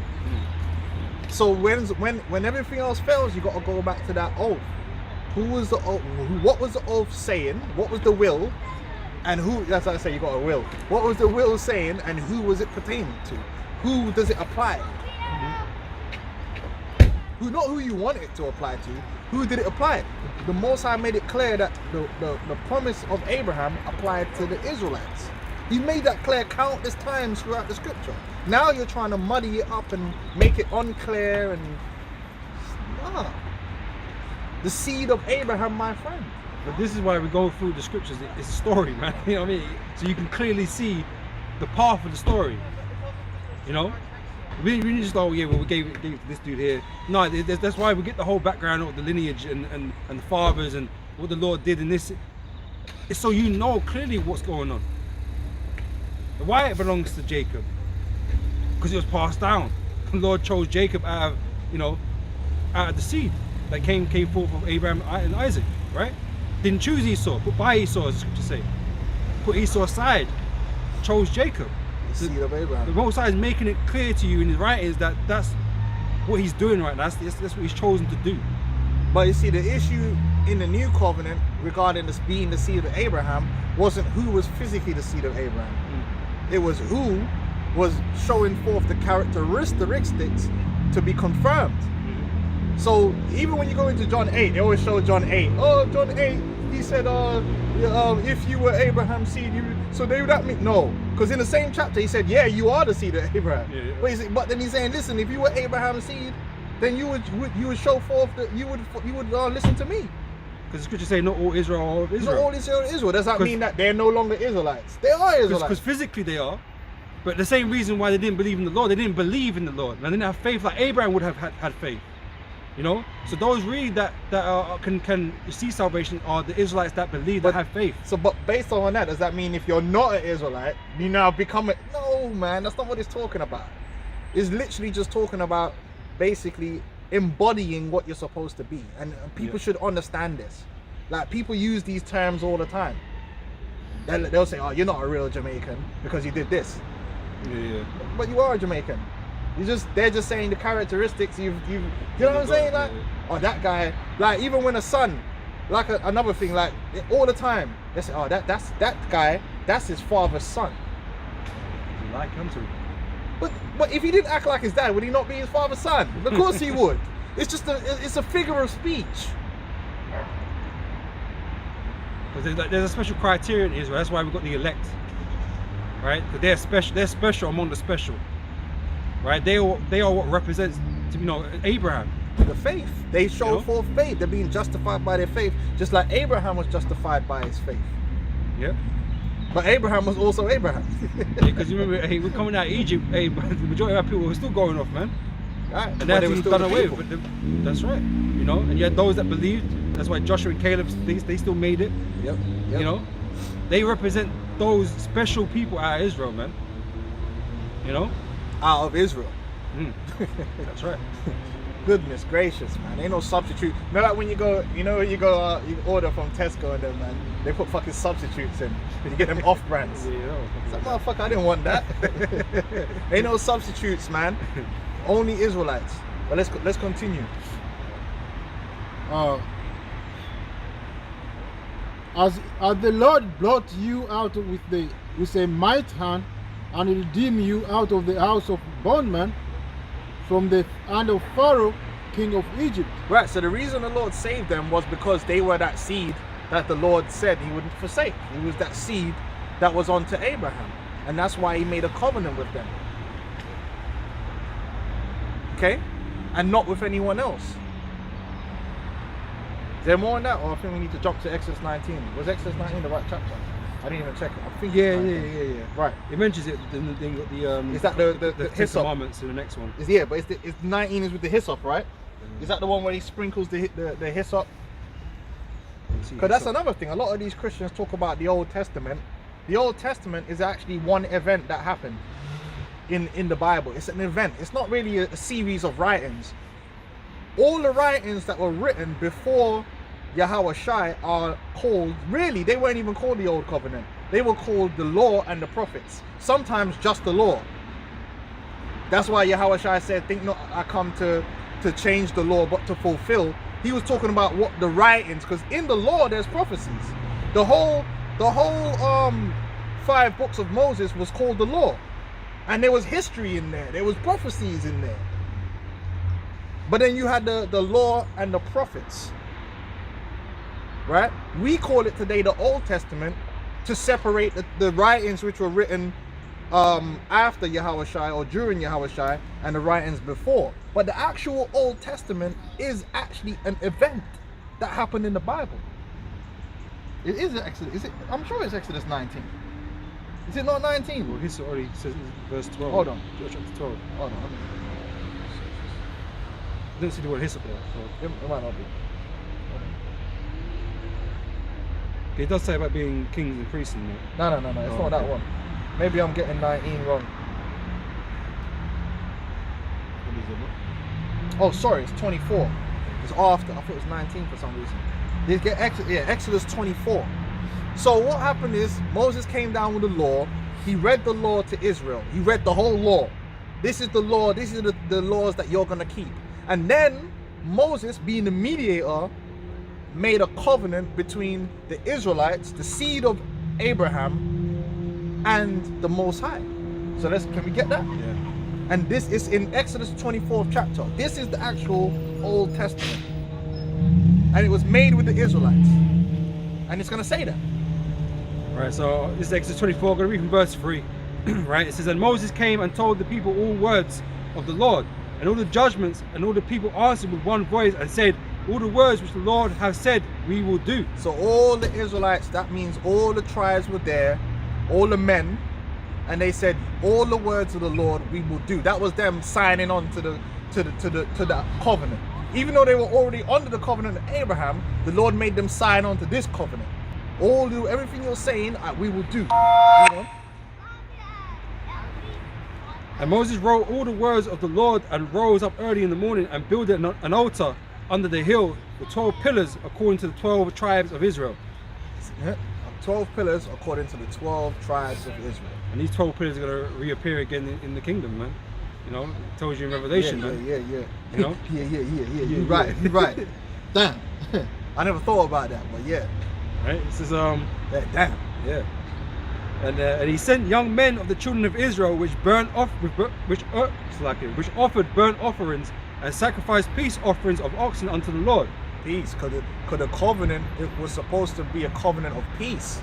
You keep these laws, I'm at peace with you. Now we've got a new covenant which also brings peace. That's why Yahushua is known as what?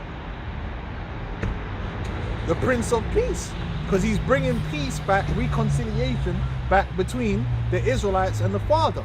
Yep. Yeah. And Moses took half of the blood and put it in basins, and half of the blood he sprinkled on the altar. And he took the book of the covenant and read in the audience of the people. And they said, all that the Lord have said, we will do, and be obedient. Right? And Moses took the blood and sprinkled it on the people. And actually physically sprinkled it on the people. Mm-hmm. That was the sealing of what's known as the Old Covenant. But the covenant of Abraham, Isaac, and Jacob they were already on that. But now this is a specific covenant. And what does this covenant have in it? The law.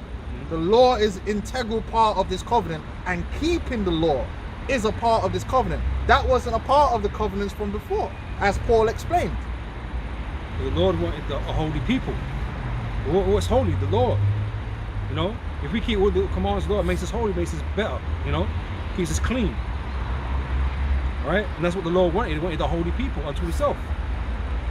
Right? They represented him. Said, behold the blood of the covenant which the Lord have made with you concerning all these words. Then went up Moses and Aaron, Nadab and Abihu, and 70 of the elders of Israel.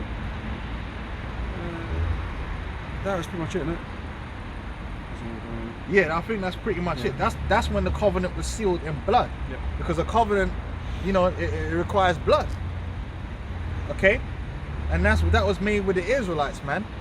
And then it went even further, because the Israelites said, cursed be everyone who don't continue in the sayings of these books. That's all part of it. Yep. So then when you go to Deuteronomy the 20th chapter, you had the details of the covenant, the stipulations of the covenant for if you keep the law and if you don't keep the law. This is all to do with Israel. The blessings and the curses. What are you looking for? In Hebrews. Yeah, you can get that. Yeah, okay, you can go. So book of Romans 9, I'm starting from the top. I say the truth in Yahushua Mashiach, I lie not, my conscience also bearing me witness in the Holy Spirit, that I have great heaviness and continual sorrow in my heart, for I could wish that myself were cast from Mashiach for my brethren, my kinsmen according to the flesh, who are Israelites, to whom pertains the adoption and the glory. But the adoption, he said that pertains to the Israelites. The Gentiles, were they not being adopted? Yeah, they were being brought back. The adoption is the Israelites becoming sons again, as it says in Hosea the 1st chapter. Yet in the place where it is said unto them, ye are not the people of the Most High, there it shall be said unto them, ye are the children of the living power. The adoption is for the Israelites that were scattered and had lost their heritage. Go on. Who are Israelites, to whom pertains the adoption and the glory. The glory is the kingdom, the rulership.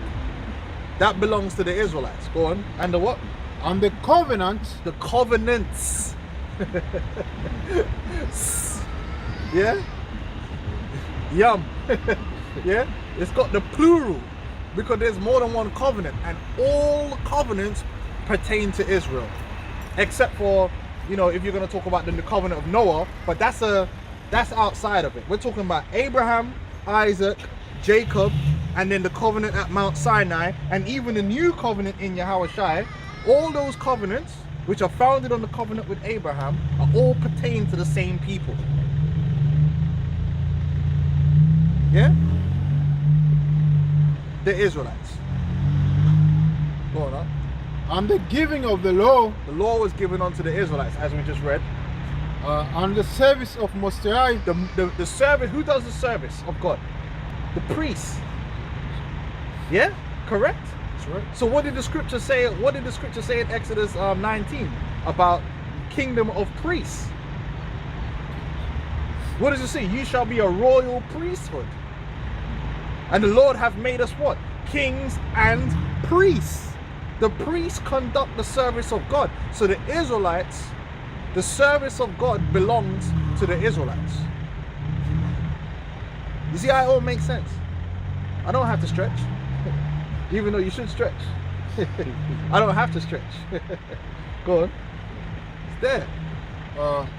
And the promises. All the promises of good. What does the promise go back to? Abraham. All the promises are based upon what was promised to Abraham. So all the good that the Lord promised to Israel goes back to Abraham.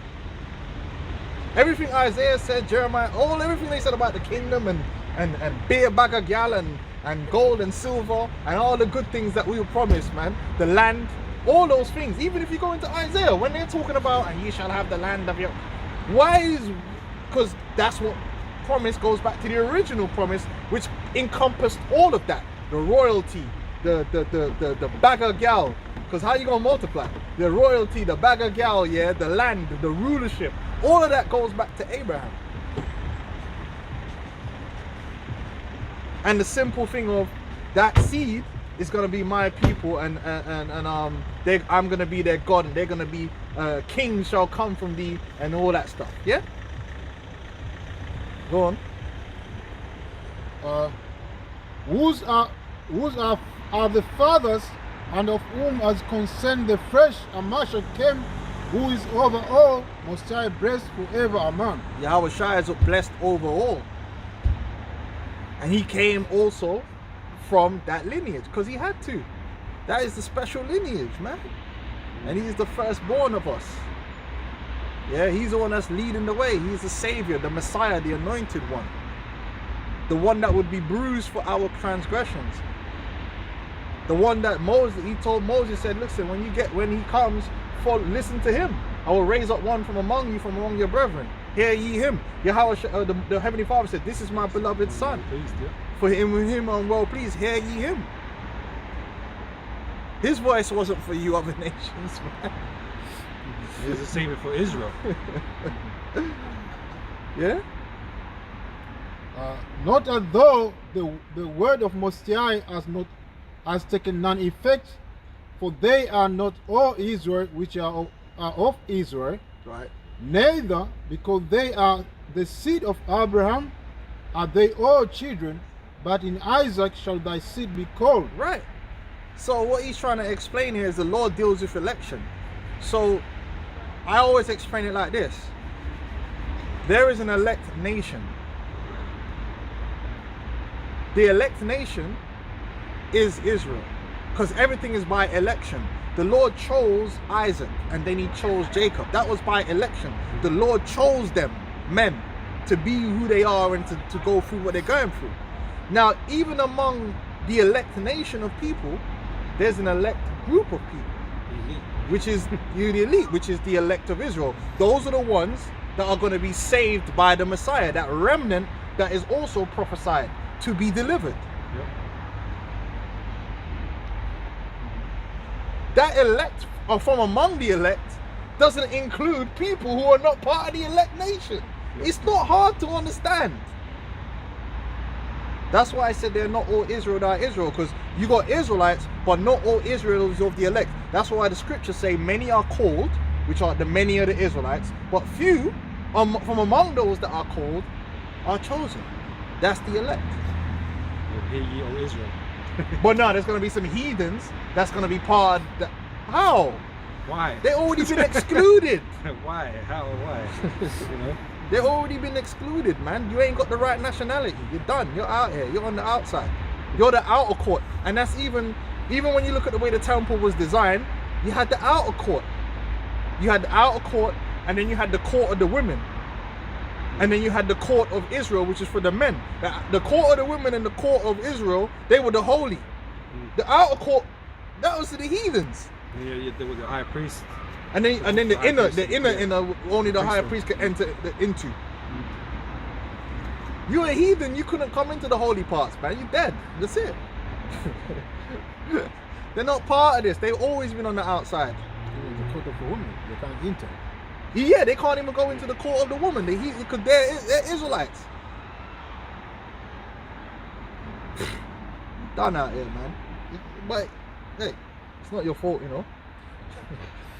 Go on. That is, they which are the children of the flesh, these are not the children of Most High. So why would Paul even waste time talking about the other nations being excluded if it didn't matter?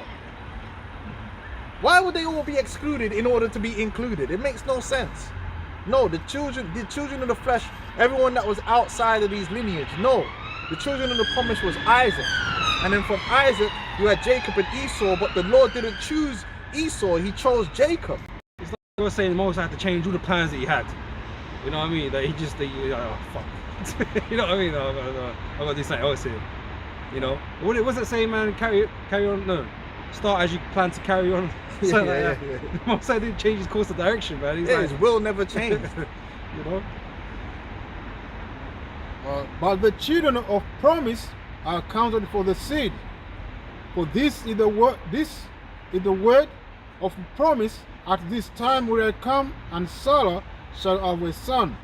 And not only this, but when Rebekah also had conceived by one, even by our father Isaac. Now, and then another thing, right? He's writing to these Romans, and he's saying our and us. Yeah. Now, you just got my father's not your father. Yeah, we just got listen.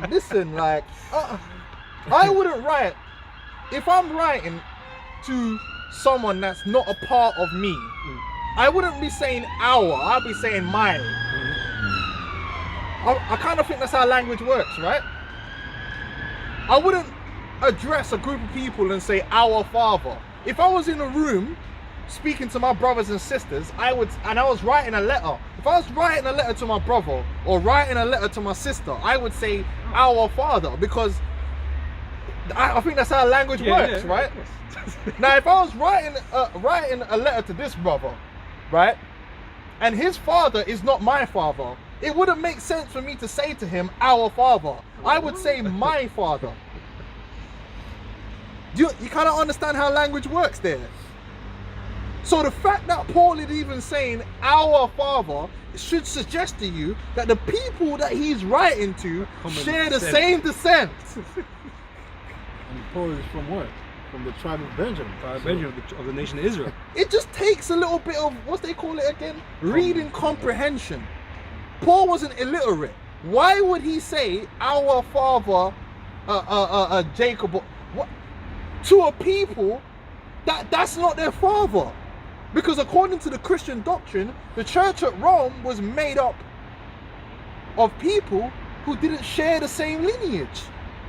And what Paul was showing is that, you know, these Gentiles, these so-called Gentiles, were related to him, man.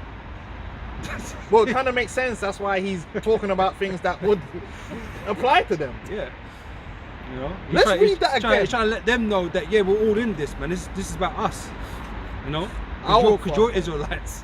You know, you are pertain the adoption, the covenant of the laws. It's for you as well.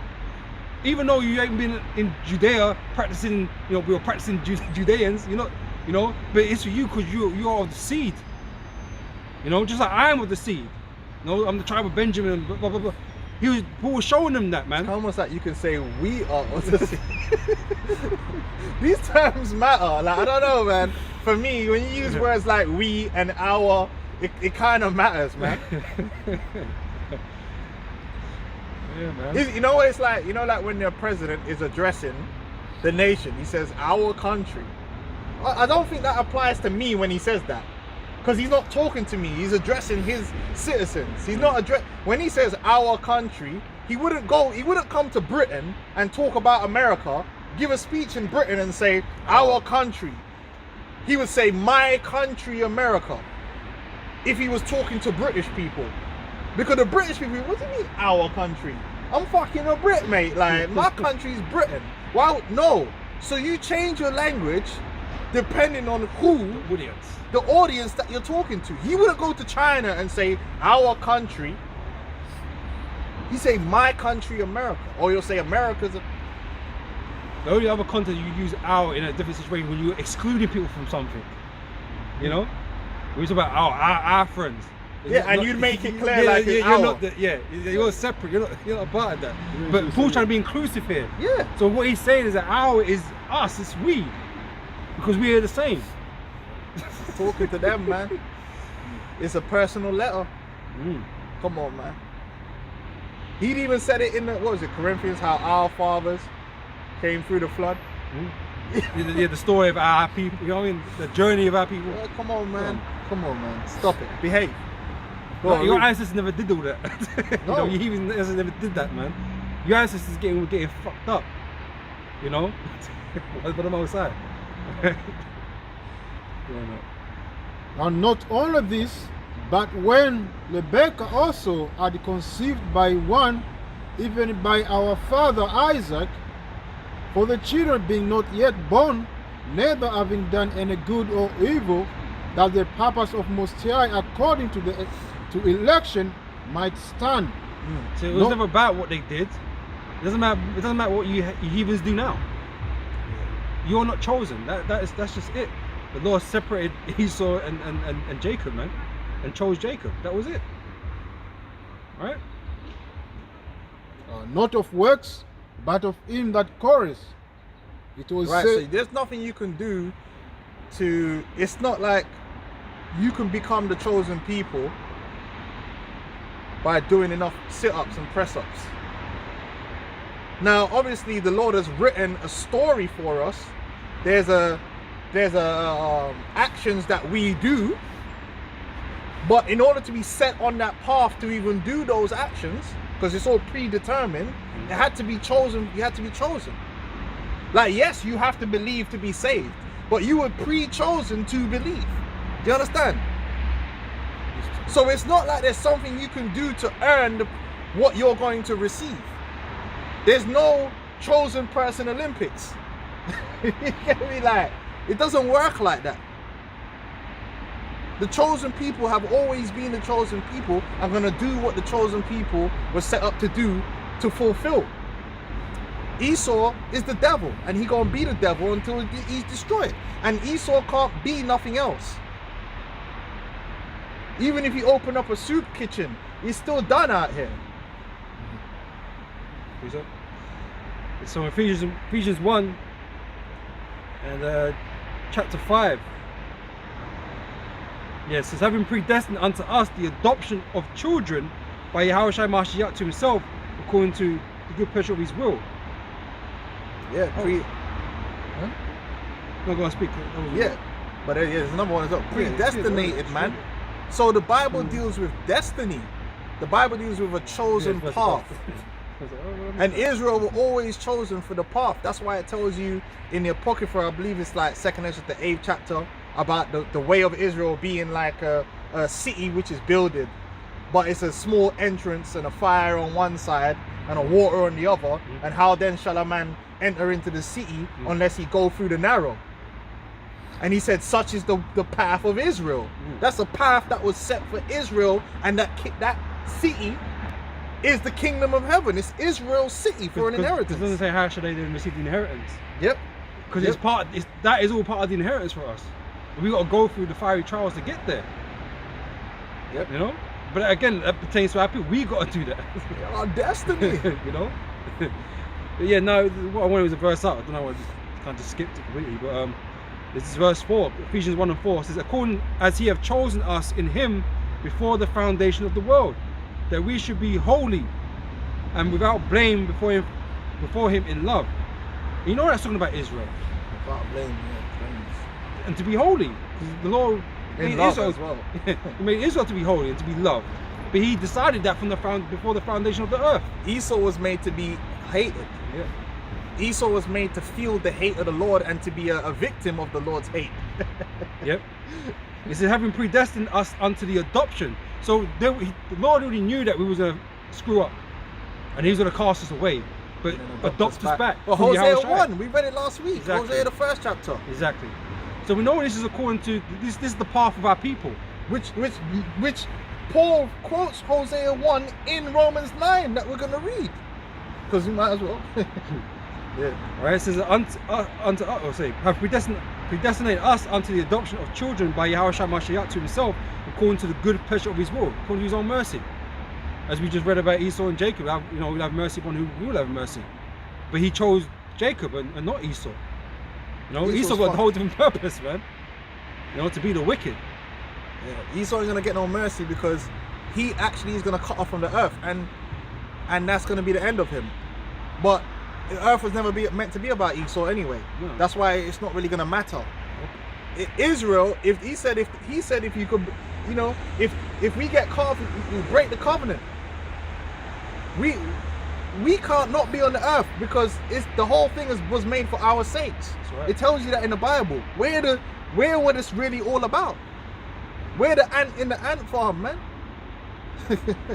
It's not about them other nations. They could disappear and it wouldn't matter. The Lord would just replace them with someone Is else. that 2 Ezra 6, is it? Yeah. It don't matter, man. That's why Esau is going to be destroyed off the earth and life will go on earth. Life will carry on. You know what I'm saying? The birds will chirp. The birds are going to be singing, you know what I mean? The dogs are going to be barking. You know what I'm saying? Cats are going to be licking. So the earth is going to rejoice, man. Everything's going to rejoice and be at peace. And It's just Tuesday, you know, whatever it's just going on. Not going to be no big catastrophe or nothing. But just what the Bible quoted quickly, 2 Ezra chapter 6, verse 54. And after these, Adam also, whom thou madest Lord of all thy creatures, of him come we all, and the people also whom thou hast chosen. Okay, the Israelites.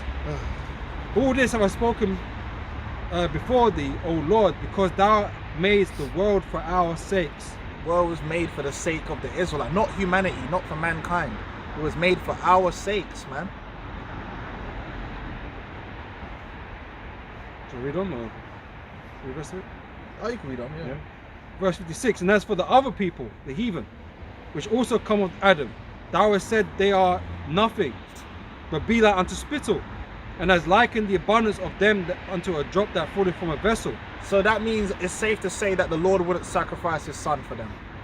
Because that would be fucking retarded, wouldn't it? That would be fucking retarded. If I said, like, yo, see that person over there? They're insignificant to me. Pretty sure that I wouldn't risk my life for them. Or would not even risk. I wouldn't definitely forget a risk. That's push. Even that is pushing it. Actually, like, use your brains here. You've got a son. If a man you got a son, a beloved son, right? And you said, you see them people over there, I don't give up about them. Them man are insignificant to me. And then the next day, the guy sacrificed his son for them. What would you think? You said this guy contradicted himself. Don't love his son. Would you put your house on it? Would you be knowing you're fucked? You'd be like, nah, this guy ain't gonna do them sacrifice his son for us. He said he don't give a damn about me. It makes no sense. The Lord sacrificed his son for something that was precious to him. You know? That's Again, dumb. based off the promises that he made. That alone just cuts the Christianity down, and it's over. We shouldn't even be debating it, man. No one can logically, in their brain, come to the conclusion that an entity that's decided that a group of people ain't worth the dust of the balance, that he would sacrifice his only begotten son for them. Those two things don't go together. This doesn't compute. And I would think I'm a quite logical person. The math ain't mathing there for me. I don't know about you, but the math just ain't mathing. It is what it is. Don't care about the other nations. He never did. Yeah? So why would you put your son through excruciating pain for a people you don't care about? Would you do that? Doesn't make no sense. Like, no one would do that. That's crazy. And now, O Lord, behold these heathen, which have ever been reputed as nothing. There's always been that. They've always been reputed as nothing, man. There's never a time the Lord thought something of them. Which backs up what the scholars know. No one care about these guys, man. And these Christians running around talking about we are the world. There's no. Ever reputed as nothing. Always known as nothing. Right? Have begun to be lords over us because of our own iniquity.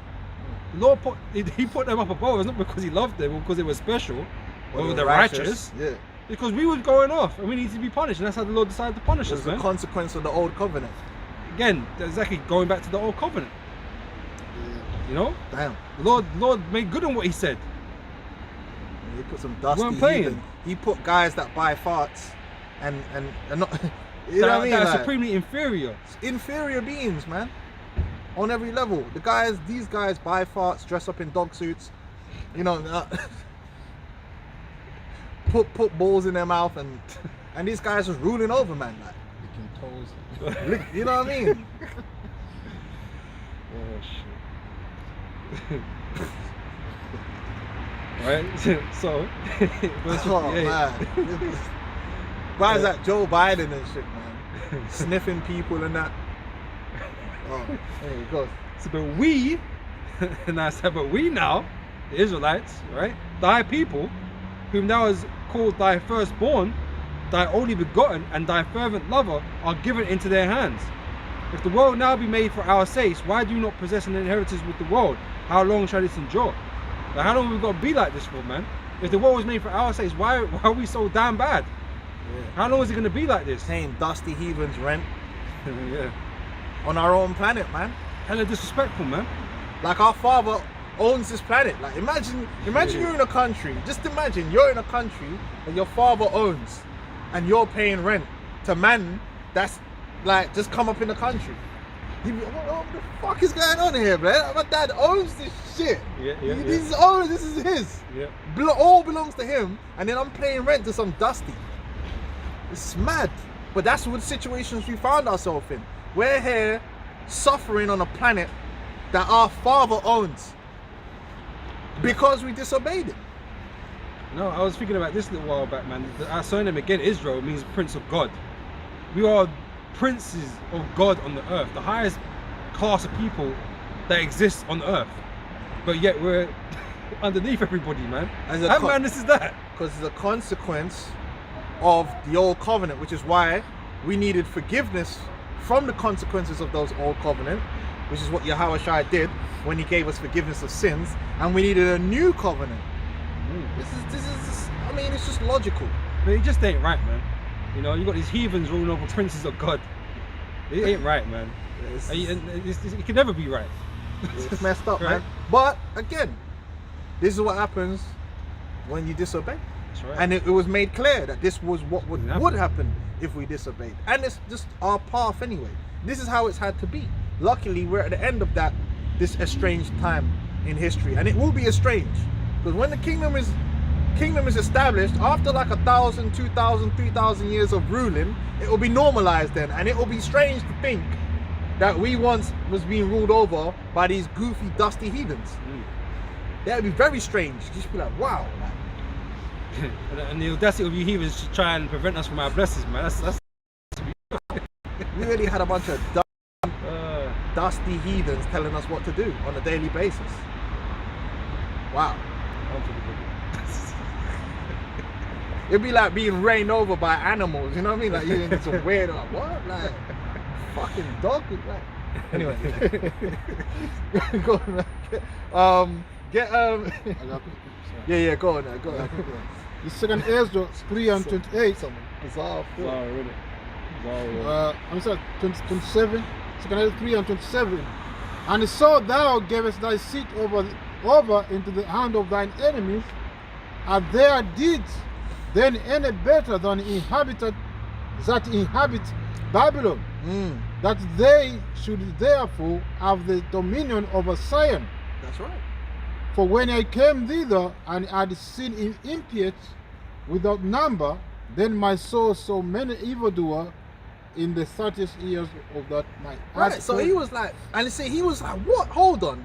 We've kept the law more, 1,000 times more than these fucking dusty ass heathens, but we're downtrodden and down bad. They're reigning over us, getting all the goodies, getting all the pum pum, yeah, all the booty, getting everything that they want, yeah. And these men are going in hard with the heathenistic behavior. They're worshipping every idol, eating all the lizards, fucking spiders, everything, yeah. And they're on top of the game, yeah. And us, man, that I know, but again, the Lord didn't care about all that. We were meant to keep the covenant perfectly, and we didn't. And so the consequence of that was that our enemies would reign over us. Yeah. Again, showing you it was more about what we did or did not do than anything to do with what they did or did not do. And the same thing counts today with the gospel. It's about what we're doing. Fuck them. It don't matter whether they believe or don't believe or none of that stuff. It's about us and what we do in the story, where they're going to end up. Simple. Yep. Daniel said it when he was in Babylon. We're in Babylon because of the curses that was written in the book of Moses. And the same thing applies to this day. So the reason why the kingdom of heaven was suffering violence by the Romans was because of the curses. If they weren't under the curses, the Romans couldn't have dominion over them.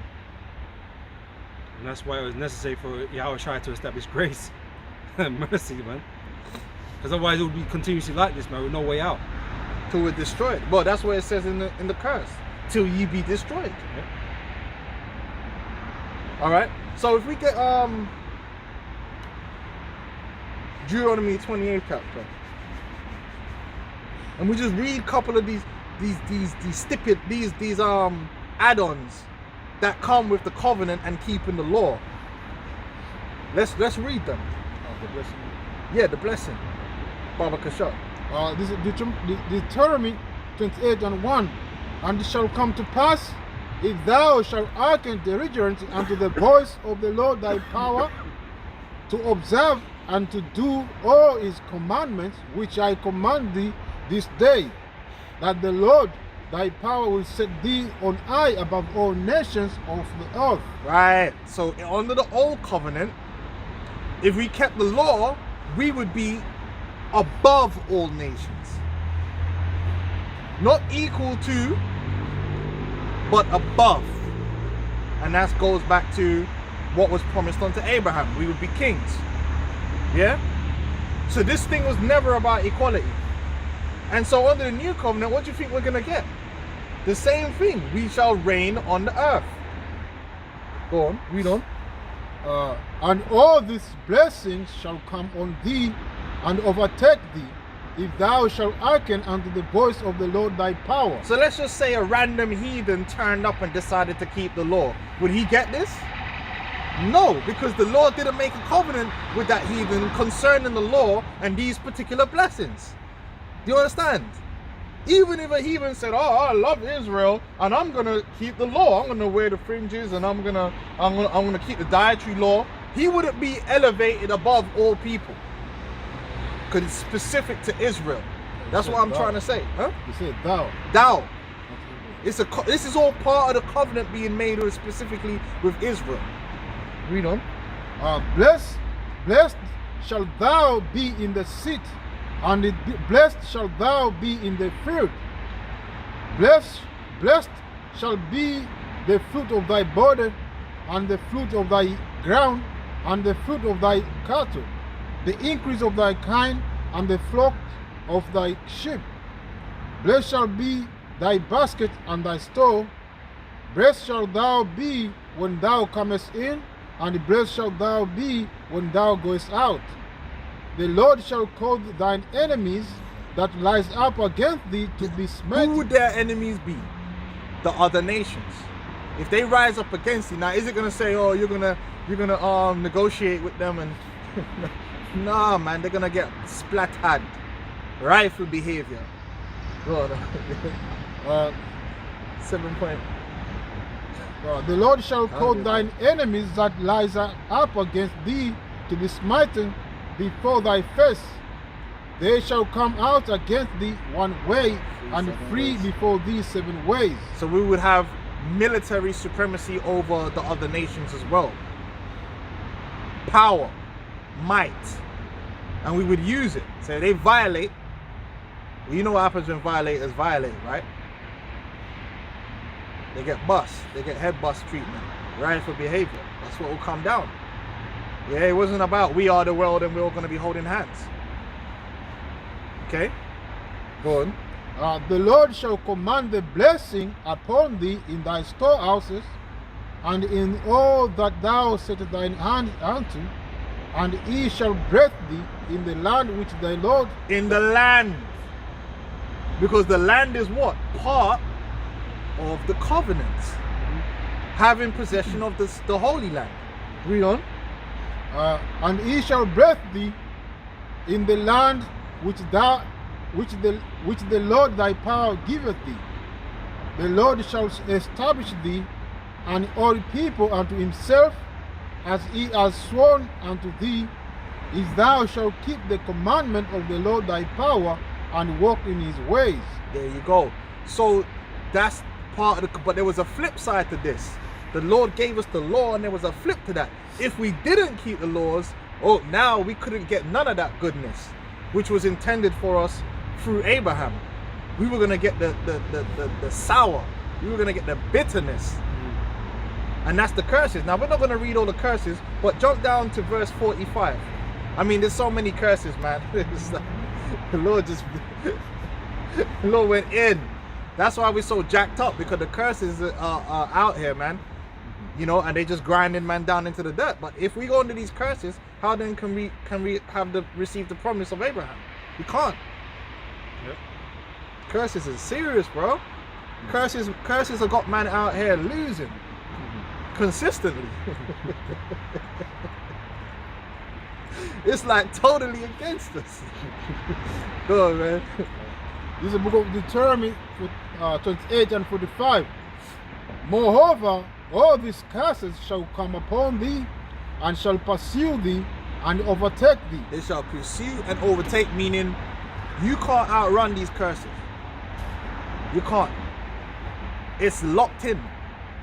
There's nowhere you could be born on this earth where these curses won't overtake you. There's nothing you can do.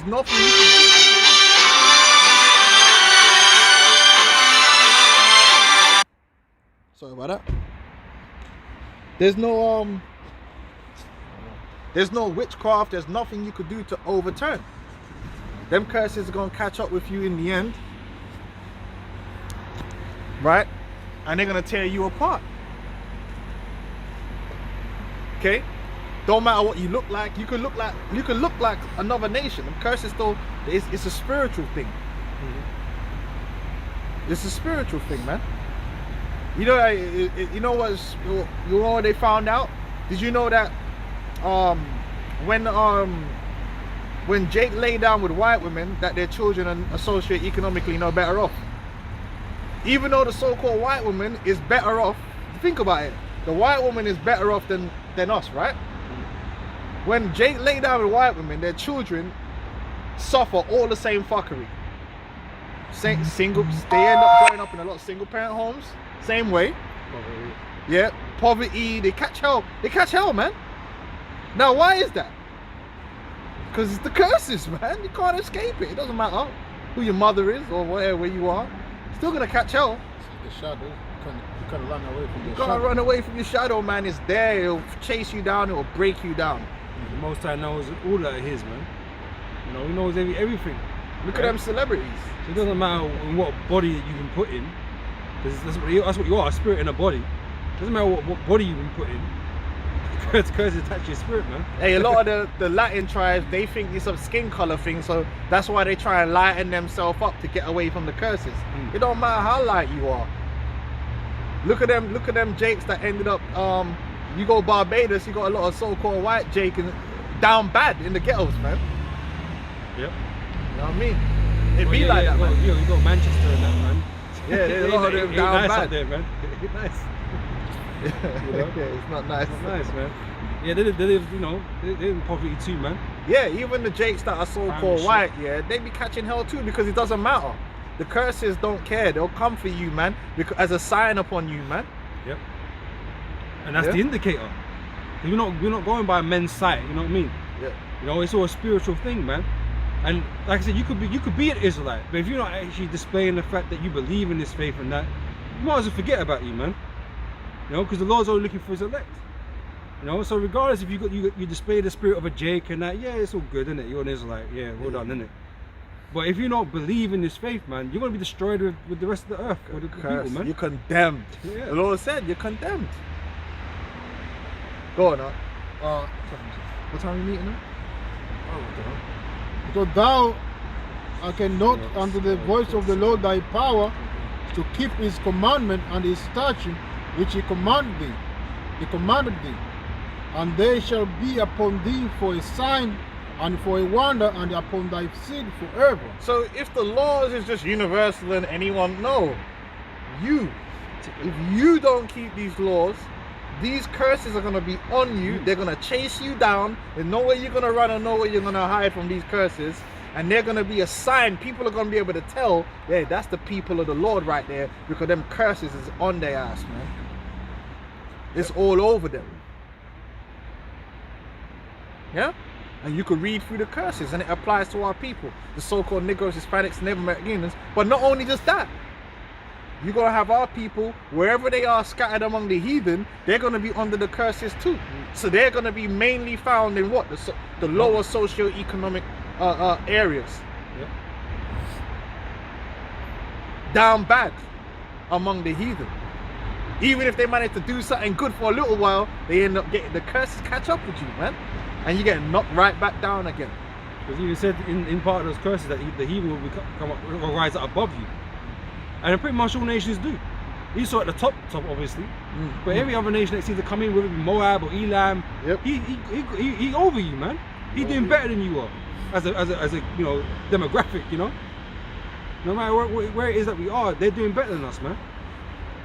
You know, I mean, you might want to pick a few, Jake, but that doesn't represent the whole. And even they No. into the churches to chase their guys down in the end and get them too. Yeah. That's how it is. Curse coming in, curse going out. So then when we go now into what we read earlier with the Jeremiah 31, if you read Jeremiah 30, it talks about the captivity. Now the captivity is a consequence of the curse. It's a consequence of the curse, right? So Jeremiah 30 talks about us being in captivity and being scattered among the other nations and having that bruise, that incurable bruise. But what does it say? It says that the Lord was going to save us. So let's get Jeremiah 30. He said the Lord was going to save us, right? And then it tells you how, through the new covenant. So then when we go into the New Testament writings, that's what it's all talking about. And the only stipulation on receiving that new covenant, well, all Israel will be under that new covenant, but for the those that are delivered from the salvation, the only stipulation was that you believed in the Son. You know, it wasn't to do with the law again. You know, it was to do with faith. The Lord made intercession for you and forgiveness of sins, man. Yep.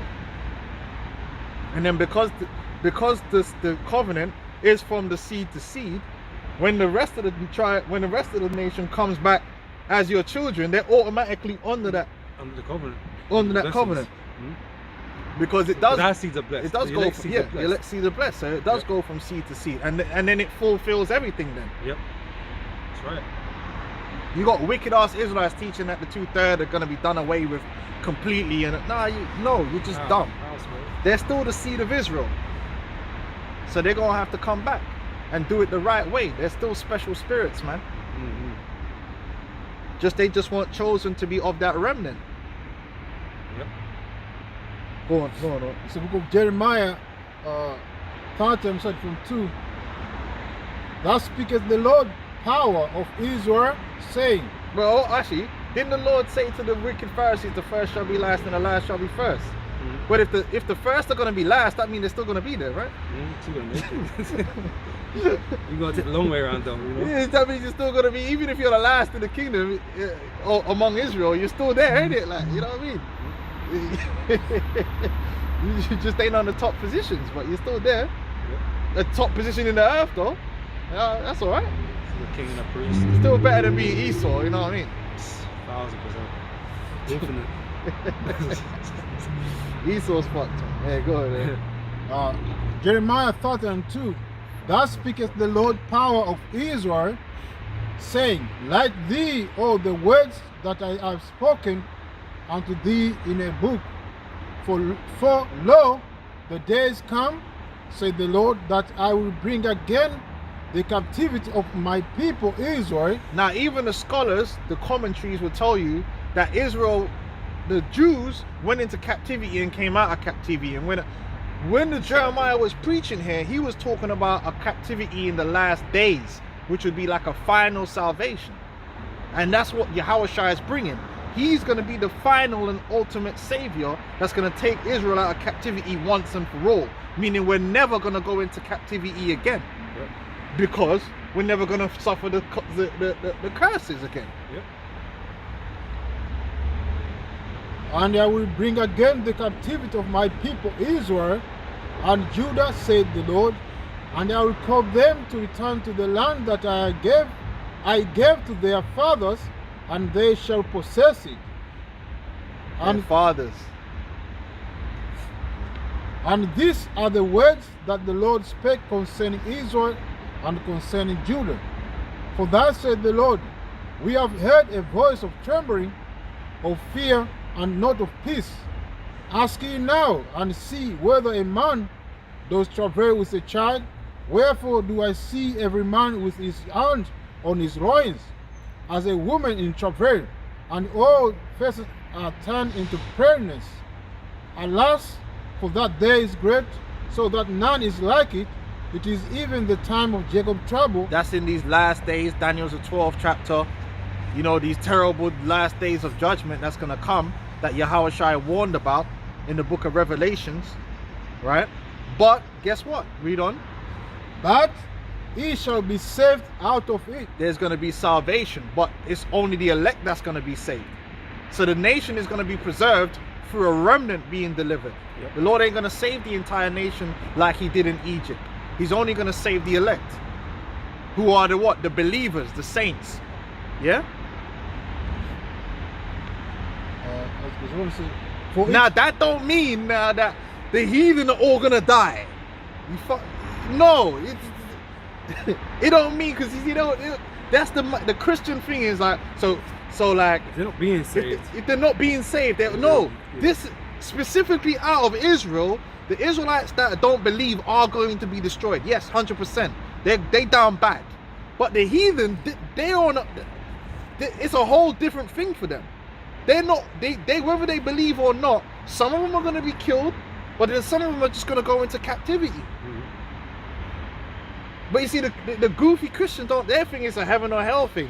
No. Go on, huh? The Lord believes in recycling, man. Recycle those spirits and bring them back. For it shall come to pass in that day, said the Lord of hosts, that I will break his yoke from off thy neck, and will burst thy bonds, and strangers shall no more serve thyself of him. But they shall serve the Lord their power, and David their kings, whom I will raise up unto them. Therefore, fear thou not, O my servant Jacob, says the Lord. What did the Lord say? The Lord hath not given us a spirit of fear, man. That was talking to Israel. The Lord is always telling Israel not to fear. Go on. Neither be dismayed, O Israel, for lo, I will save thee from afar, and thy seed from the land of their captivity. There you go, thy seed. The Lord said he was going to save their seed, their children, their descendants, physically their descendants. Now, is the Lord lying? Was he lying to those people? No, it's not going to really be your seed. It's going to be some next man. But cool. And the scripture says the Lord is not a man that he should lie. No. So we know that's an impossibility, man. You know, of course not. I will save thee from afar, and thy seed from the land of their captivity. And Jacob shall return, and shall be in rest, and be quiet, and none shall make him afraid. For I am with thee, said the Lord, to save thee, though I make a fool end of all nations, whither I have scattered thee. Wait, hold on. I thought it said, in thee shall all the... Wait. I thought it said, in thee shall all the families of the earth be blessed. So everyone's going to be blessed, right? The Lord saying, the nations I'm scattering you among, I'm going to make a full end of them. That's not talking... Listen, I don't know. Listen, that ain't talking about nothing nice. Like AJ said, I don't know what's going to be going on over there, but it ain't going to be nice, man. It's not nice. Yeah, when he said a full end, they down bad. Okay? They can show their power over you, their control. They're going to get broke. And that's why when the scriptures say that the Lord gonna come back and and do war in righteousness, man, and take the crowns of the nations, he's gonna break them up, man, destroy them, put them down. Though I make a full end of all nations whither I have scattered thee, yet will I not make a full end of thee, but I will collect thee in measure, and will not leave thee altogether unpunished. So this was just the punishment. These curses came upon us as a punishment, but our punishment is going to come to an end, and we're going to be redeemed. And the heathen are going to be punished. And then they're going to be punished, but they're not going to be punished because they broke the law. They're going to be punished just because they're fucking heathens and they disrespected. Okay? They're going to get the curses because it's going to be like a revenge. Vengeance, yeah. There's vengeance on them. You know, so that they can know how it feels. They was in error. Because they're not covenant breakers. They haven't broken the covenant. No covenant The was other established with nations haven't broken any covenant. And the Lord never made a covenant with them. Oh no. For thou That's a question for vocab alone. Did the other nations break a covenant? No, they didn't. For thus said the Lord, thy blues is incurable, and thy wound is grievous. There is none to treat thy cause, that thou mayst be bound up. Thou hast no healing medicine. All thy lovers have forgotten thee. They seek thee not, for I have wounded thee with the wound of an enemy. Because it's the Lord that put the curse on us. The Lord became an enemy unto us, as it is written in the book of Leviticus, the 26th chapter. If thou walk contrary unto me, I will walk contrary unto you. So the Lord was against us. Now, the Lord, through the ministry of reconciliation, he's going to be for us. Go on. With the chastisement of a cruel one. Yeah, like look at Emmett Till, man. the Lord had him getting done dirty, man. That's just one example. For the multitude of thine iniquity, because thy sins were increased. Why criest thou for thine afflictions? Thy sorrow is incurable. Self-inflicted. You know, it's our fault. We knew what we were supposed to be doing, but we decided to do the opposite of that and go into idol worship and transgress all the laws, such as commandments, man. So we brought it upon ourselves. Yep. Thy sorrow is incurable for thy multitude of thine iniquity, because thy sins were increased. I have done these things unto thee. Therefore, all they that devour thee shall be devoured. So here it is, the scriptures is talking about, look, we were punished, but we're going to be saved and brought into salvation. Notice in this whole thing, the only time it's mentioned in the other nations that we've read is about them getting broke up. At no point has it said, yeah, and the other nations, I'm gonna save them too because they're gonna be my people if they believe in. It never said. It's just every time it mentioned the heathen, it's pure smoke.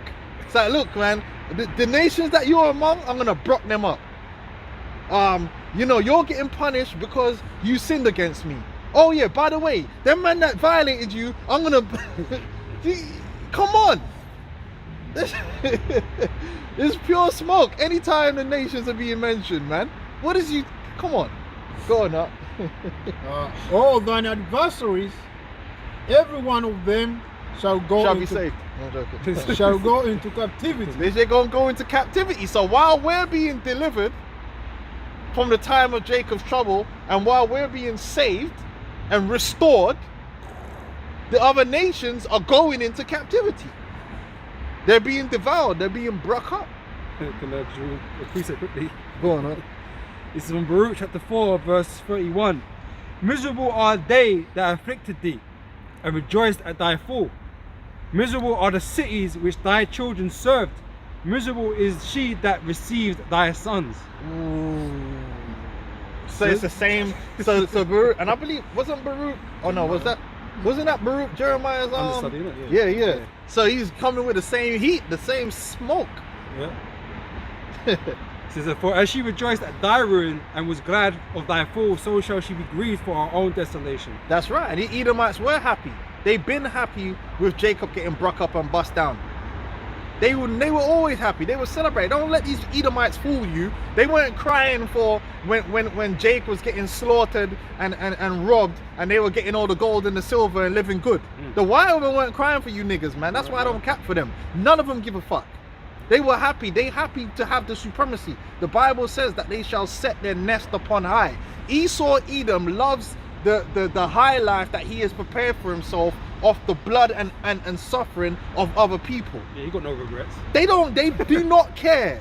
As long as they can get their Starbucks and the white picket fence, they start getting upset when they're losing their goods. They start losing their goodies. When they got all the goodies, they don't give a fuck. The white woman don't care. As long as she's getting her nails done and all that, you think she's sitting there crying, thinking about your dumb ass in the ghetto. No one gives a fuck. No one has ever cared. They never cared about the slaves on the plantations when they're sitting there drinking the iced tea and the lemonade. The lynching as well. The lynching, they don't give a fuck. They are standing side by side with their men. You think they care that the Native American Indians got their land stolen when they were getting the land and living good and raising up their animals and had their plantations? They don't give a fuck. They were celebrating. Precept. Jeremiah 30 verse 14. All thy lovers have forgotten thee. They seek thee not. Right? They don't look for us, man. They don't care about how Jacob doest, you know. Yeah, how thou doest. They don't while care. Jake was singing the blues, what were they singing? These happy days are yours and mine. These happy days. Yeah. Oh, they always use that, make that statement. You know, America, the good old days. You know, when was that? Not for us. Not for us. They don't. You might have had those days, but it was never for us, man. It was always struggling in America. And they still don't care because their system is still impoverishing and destroying people globally. They don't give a fuck. Man, our people are over there in the Congo right now. Because them Congolese, the majority of them Congolese are Israelites, man. And I've met a whole bunch of men from Congo. They're Jakes, man. And what, them man are over there in pits right now, digging up the lithium and the bauxite and all kind of shit, man.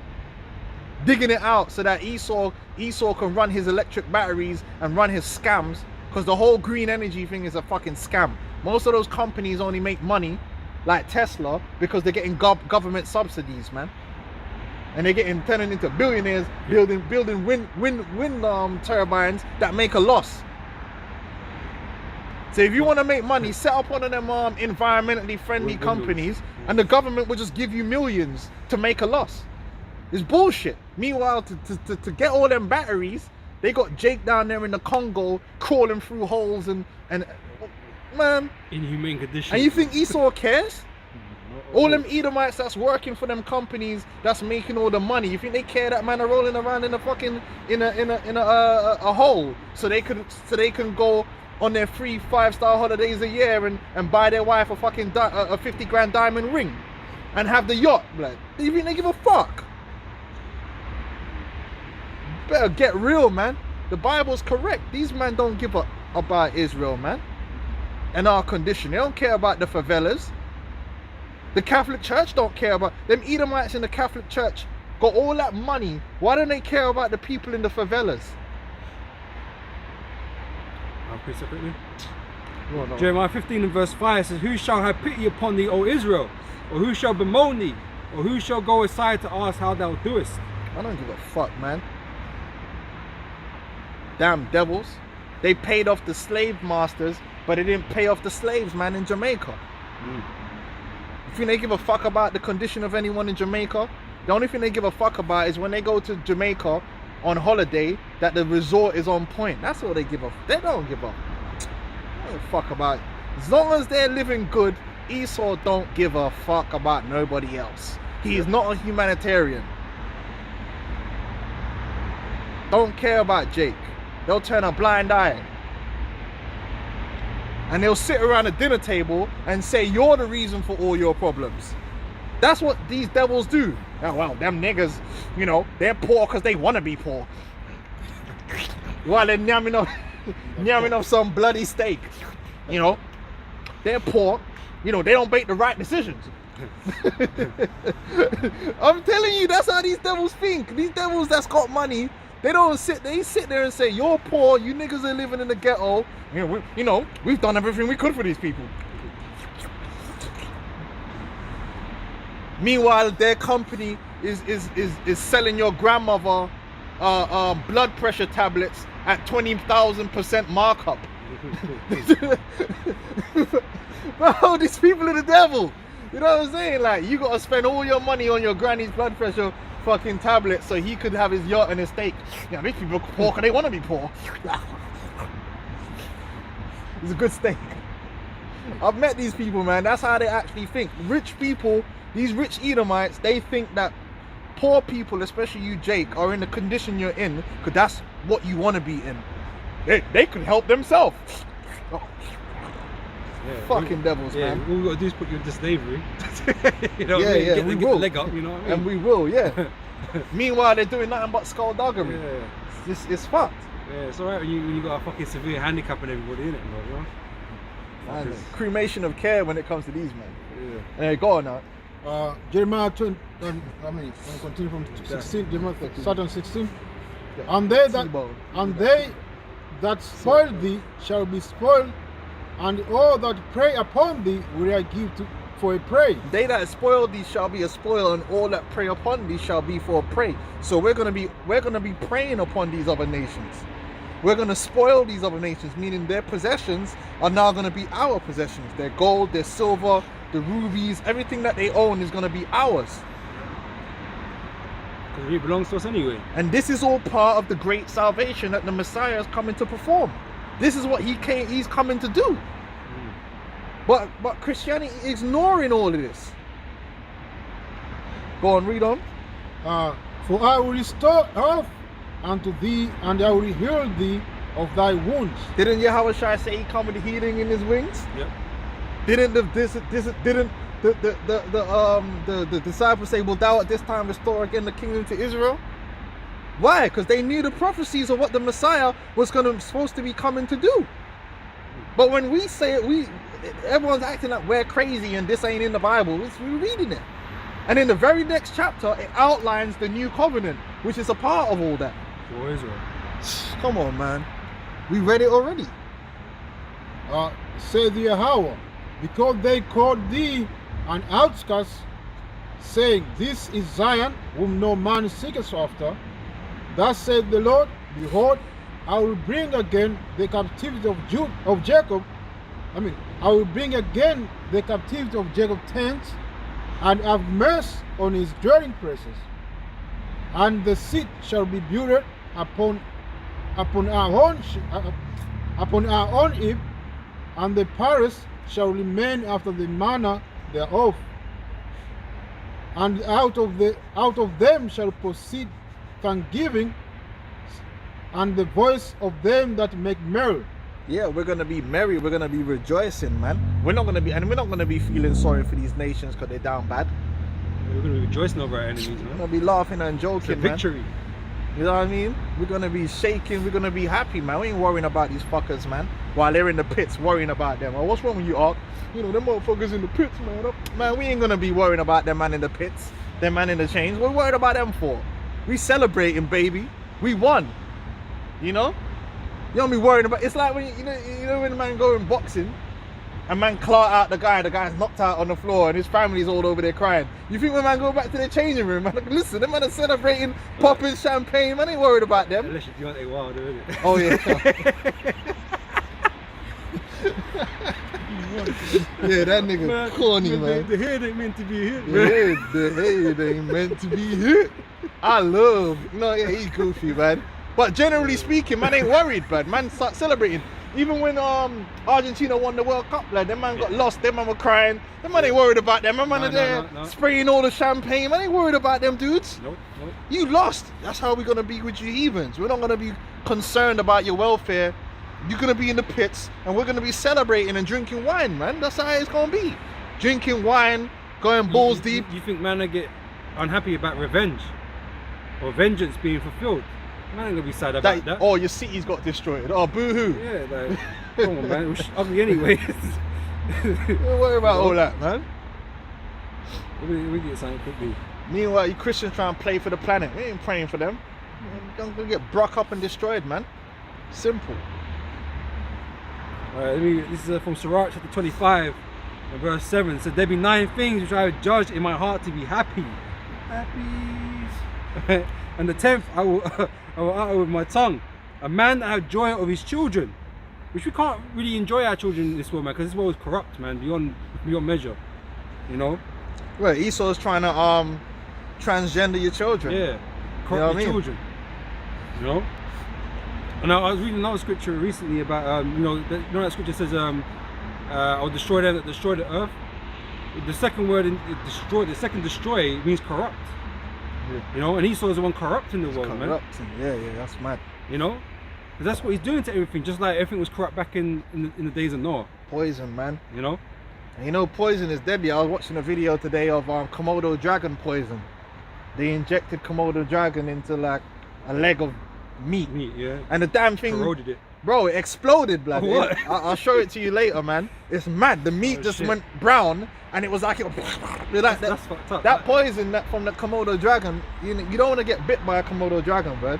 That shit fuck your leg. Listen, that shit decimate your flesh, blood. Super rot, blood. That's Esau, man. He's poisonous, man. Corrupt. Yeah. So it says, a man that have joy of his children, and he that liveth to see the fall of his enemy. You're gonna be happy in that day, man. That's why I was say, happy are we, O Israel. Yeah, man. That's us. We're gonna be happy in that day. These heathens ain't gonna be happy. I'm worried about you. You know? We ain't gonna be worrying about you, man. We're gonna be on top. Man like vocab, we ain't gonna be worrying about you, man. No one's ain't gonna be mourning for your downfall. We're gonna be happy, man. Very opposite. We're gonna be happy like we just got a first round knockout, man. Go on, man. Jeremiah 30:19, and out of them shall proceed thanksgiving and the voice of them that make merry, and I will multiply them, and they shall not be few. Right, which goes back again to the blessing of Abraham. All goes back there. Go on. I will also glorify them, and they shall not be small. Right, we're gonna be glorified, and we ain't gonna be small. But the other nations are still gonna exist. As I say, it's good to say, strangers shall build our walls, so they got to be here. Yeah. You know, they got to be, because they got to do work. They got to repay. You know, they got to repay themselves, man, for all the shit they've been doing. They got to build, man. And there's a lot of construction going on in London right now. There's gonna be a lot of construction going on in the kingdom. Yeah. And I'll be watching the construction. It's okay, and you see how it's starting from the ground. And you look up and you know, it starts building up. That's how it's going to be in our kingdom, man. Yep. And it's going to be you heathens out there with the banging and the clanging like it's the Rock 5 o'clock in the morning, bro. Banging and clanging that metal, man. Yep. No. And the first job of order of the day, man, is you know, removing these dead bodies, man. There's going to be a lot of them. So yeah, your first one ain't going to be too nice. Stench of death. You know? Their children also shall be as aforetime, and their Their children. Okay. Yeah. and their congregation shall be established before me. The church. The church is the congregation. That's what the word there, ecclesia, means congregation or assembly. Goes back to the kahal. Yeah? Go on. And I will punish all that oppress them, There you go. and their nobles shall be of themselves. We're going to have our own nobles. Now, how does that translate into what we read in the New Covenant? The 144,000. The 144,000 leaders are the nobles, the nobility, the aristocracy, the elite, the leaders. Best.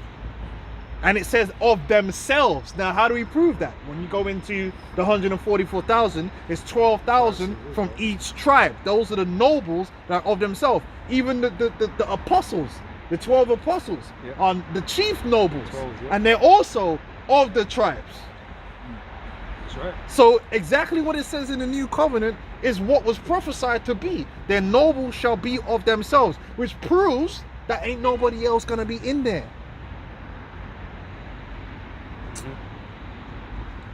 And their governor shall proceed from the midst of them, and I will cause him to draw near, and he shall approach unto me. For who is it that engaged his heart to approach unto me, saith the Lord?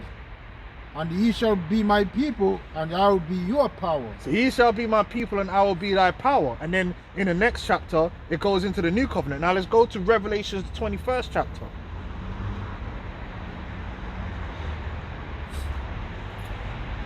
This is the book of Revelation 21 and 1.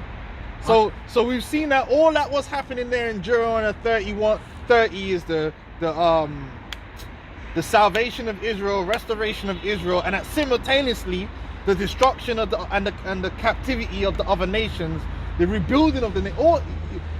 You see that all is in the same chapter, the same event. So then now we go to Revelation 21. What does it say? This is the book of Revelation 21 and 1. And I saw a new heaven and a new earth, for the first heaven and the first earth were passed away, and there was no more sea.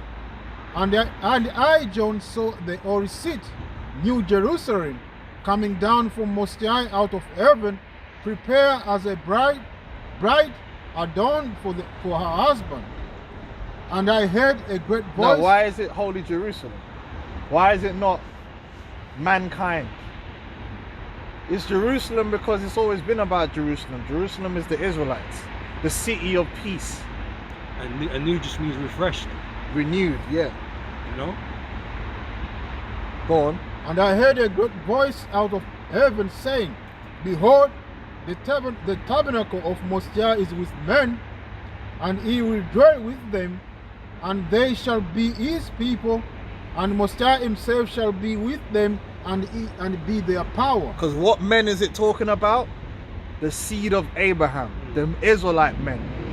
The same men that it was talking about when we just read in Jeremiah 30, where it said the same thing. And they shall be my people, and I will be their God. It's the same people. And that's the fulfillment of the reconciliation. Oh man, come on. Come on. We ain't crazy, man. We're teaching the truth. This is the true gospel. This is what should be taught exactly like how we're teaching it. Not that bullshit in the Christian churches, man. And Most High shall wipe away all tears from their eyes, and there shall be no more death, neither sorrow, no crying, neither shall there be any more pain, for the former things are passed away. There you go. And that links up again what we just read in 30, because he said they're going to be happy and all that. And one of the former things is the old covenant. Because we're not being judged or run by that no more. We're on the new covenant. You know? There's no, in fact, and in the next chapter it says that there's no curse. It says that there shall be no curse. Right. Yeah, man. So yeah, we can close up on that. So Lord will, man, that's why we go into these things, because you need to have this understanding, because this is what we believe. If we're going to believe in the gospel, we have to understand what the gospel is. We have to, if we're going to have faith in the promises, We need to understand what these promises are. That's why it was written. If it wasn't, if we didn't need to know these things, then it wouldn't have been written. The reason that it was written was that we, through what the patience and the hope of the Lord, you know, might wait upon Him, because we're waiting for these things to be fulfilled. Yep. And it's important to know this is the truth. To know the will of the Most High, so that we can believe in it and wait upon it. These, if you don't know these things and you don't understand it, you don't believe, then what do you believe in then? You don't believe in nothing. You're gonna have false expectations, and that's how you end up being confounded, because then things happen that you never perceived or thought was gonna happen. And that's how it's gonna be for these Christians. Things are gonna happen and they're gonna be confused. And the reason you're gonna be confused is because you didn't have the right information. It's like someone sent you the wrong script, and you go on set. You know, wait, hold on. What's that? I didn't see I don't know what's going on. You're lost. You ain't got the right script. Yep. You went into the wrong film. Yep. Right. So you know, with that, say Kal Halal Yahweh, Ba'Shem Yahushai, Barakah Kadash, and double honors to the apostles and elders of Great Millstone. Honors to you brothers out there in the highways and the byways teaching His word. And shalom to you brothers and sisters listening and learning and supporting the ministry. Shalom. Shalom.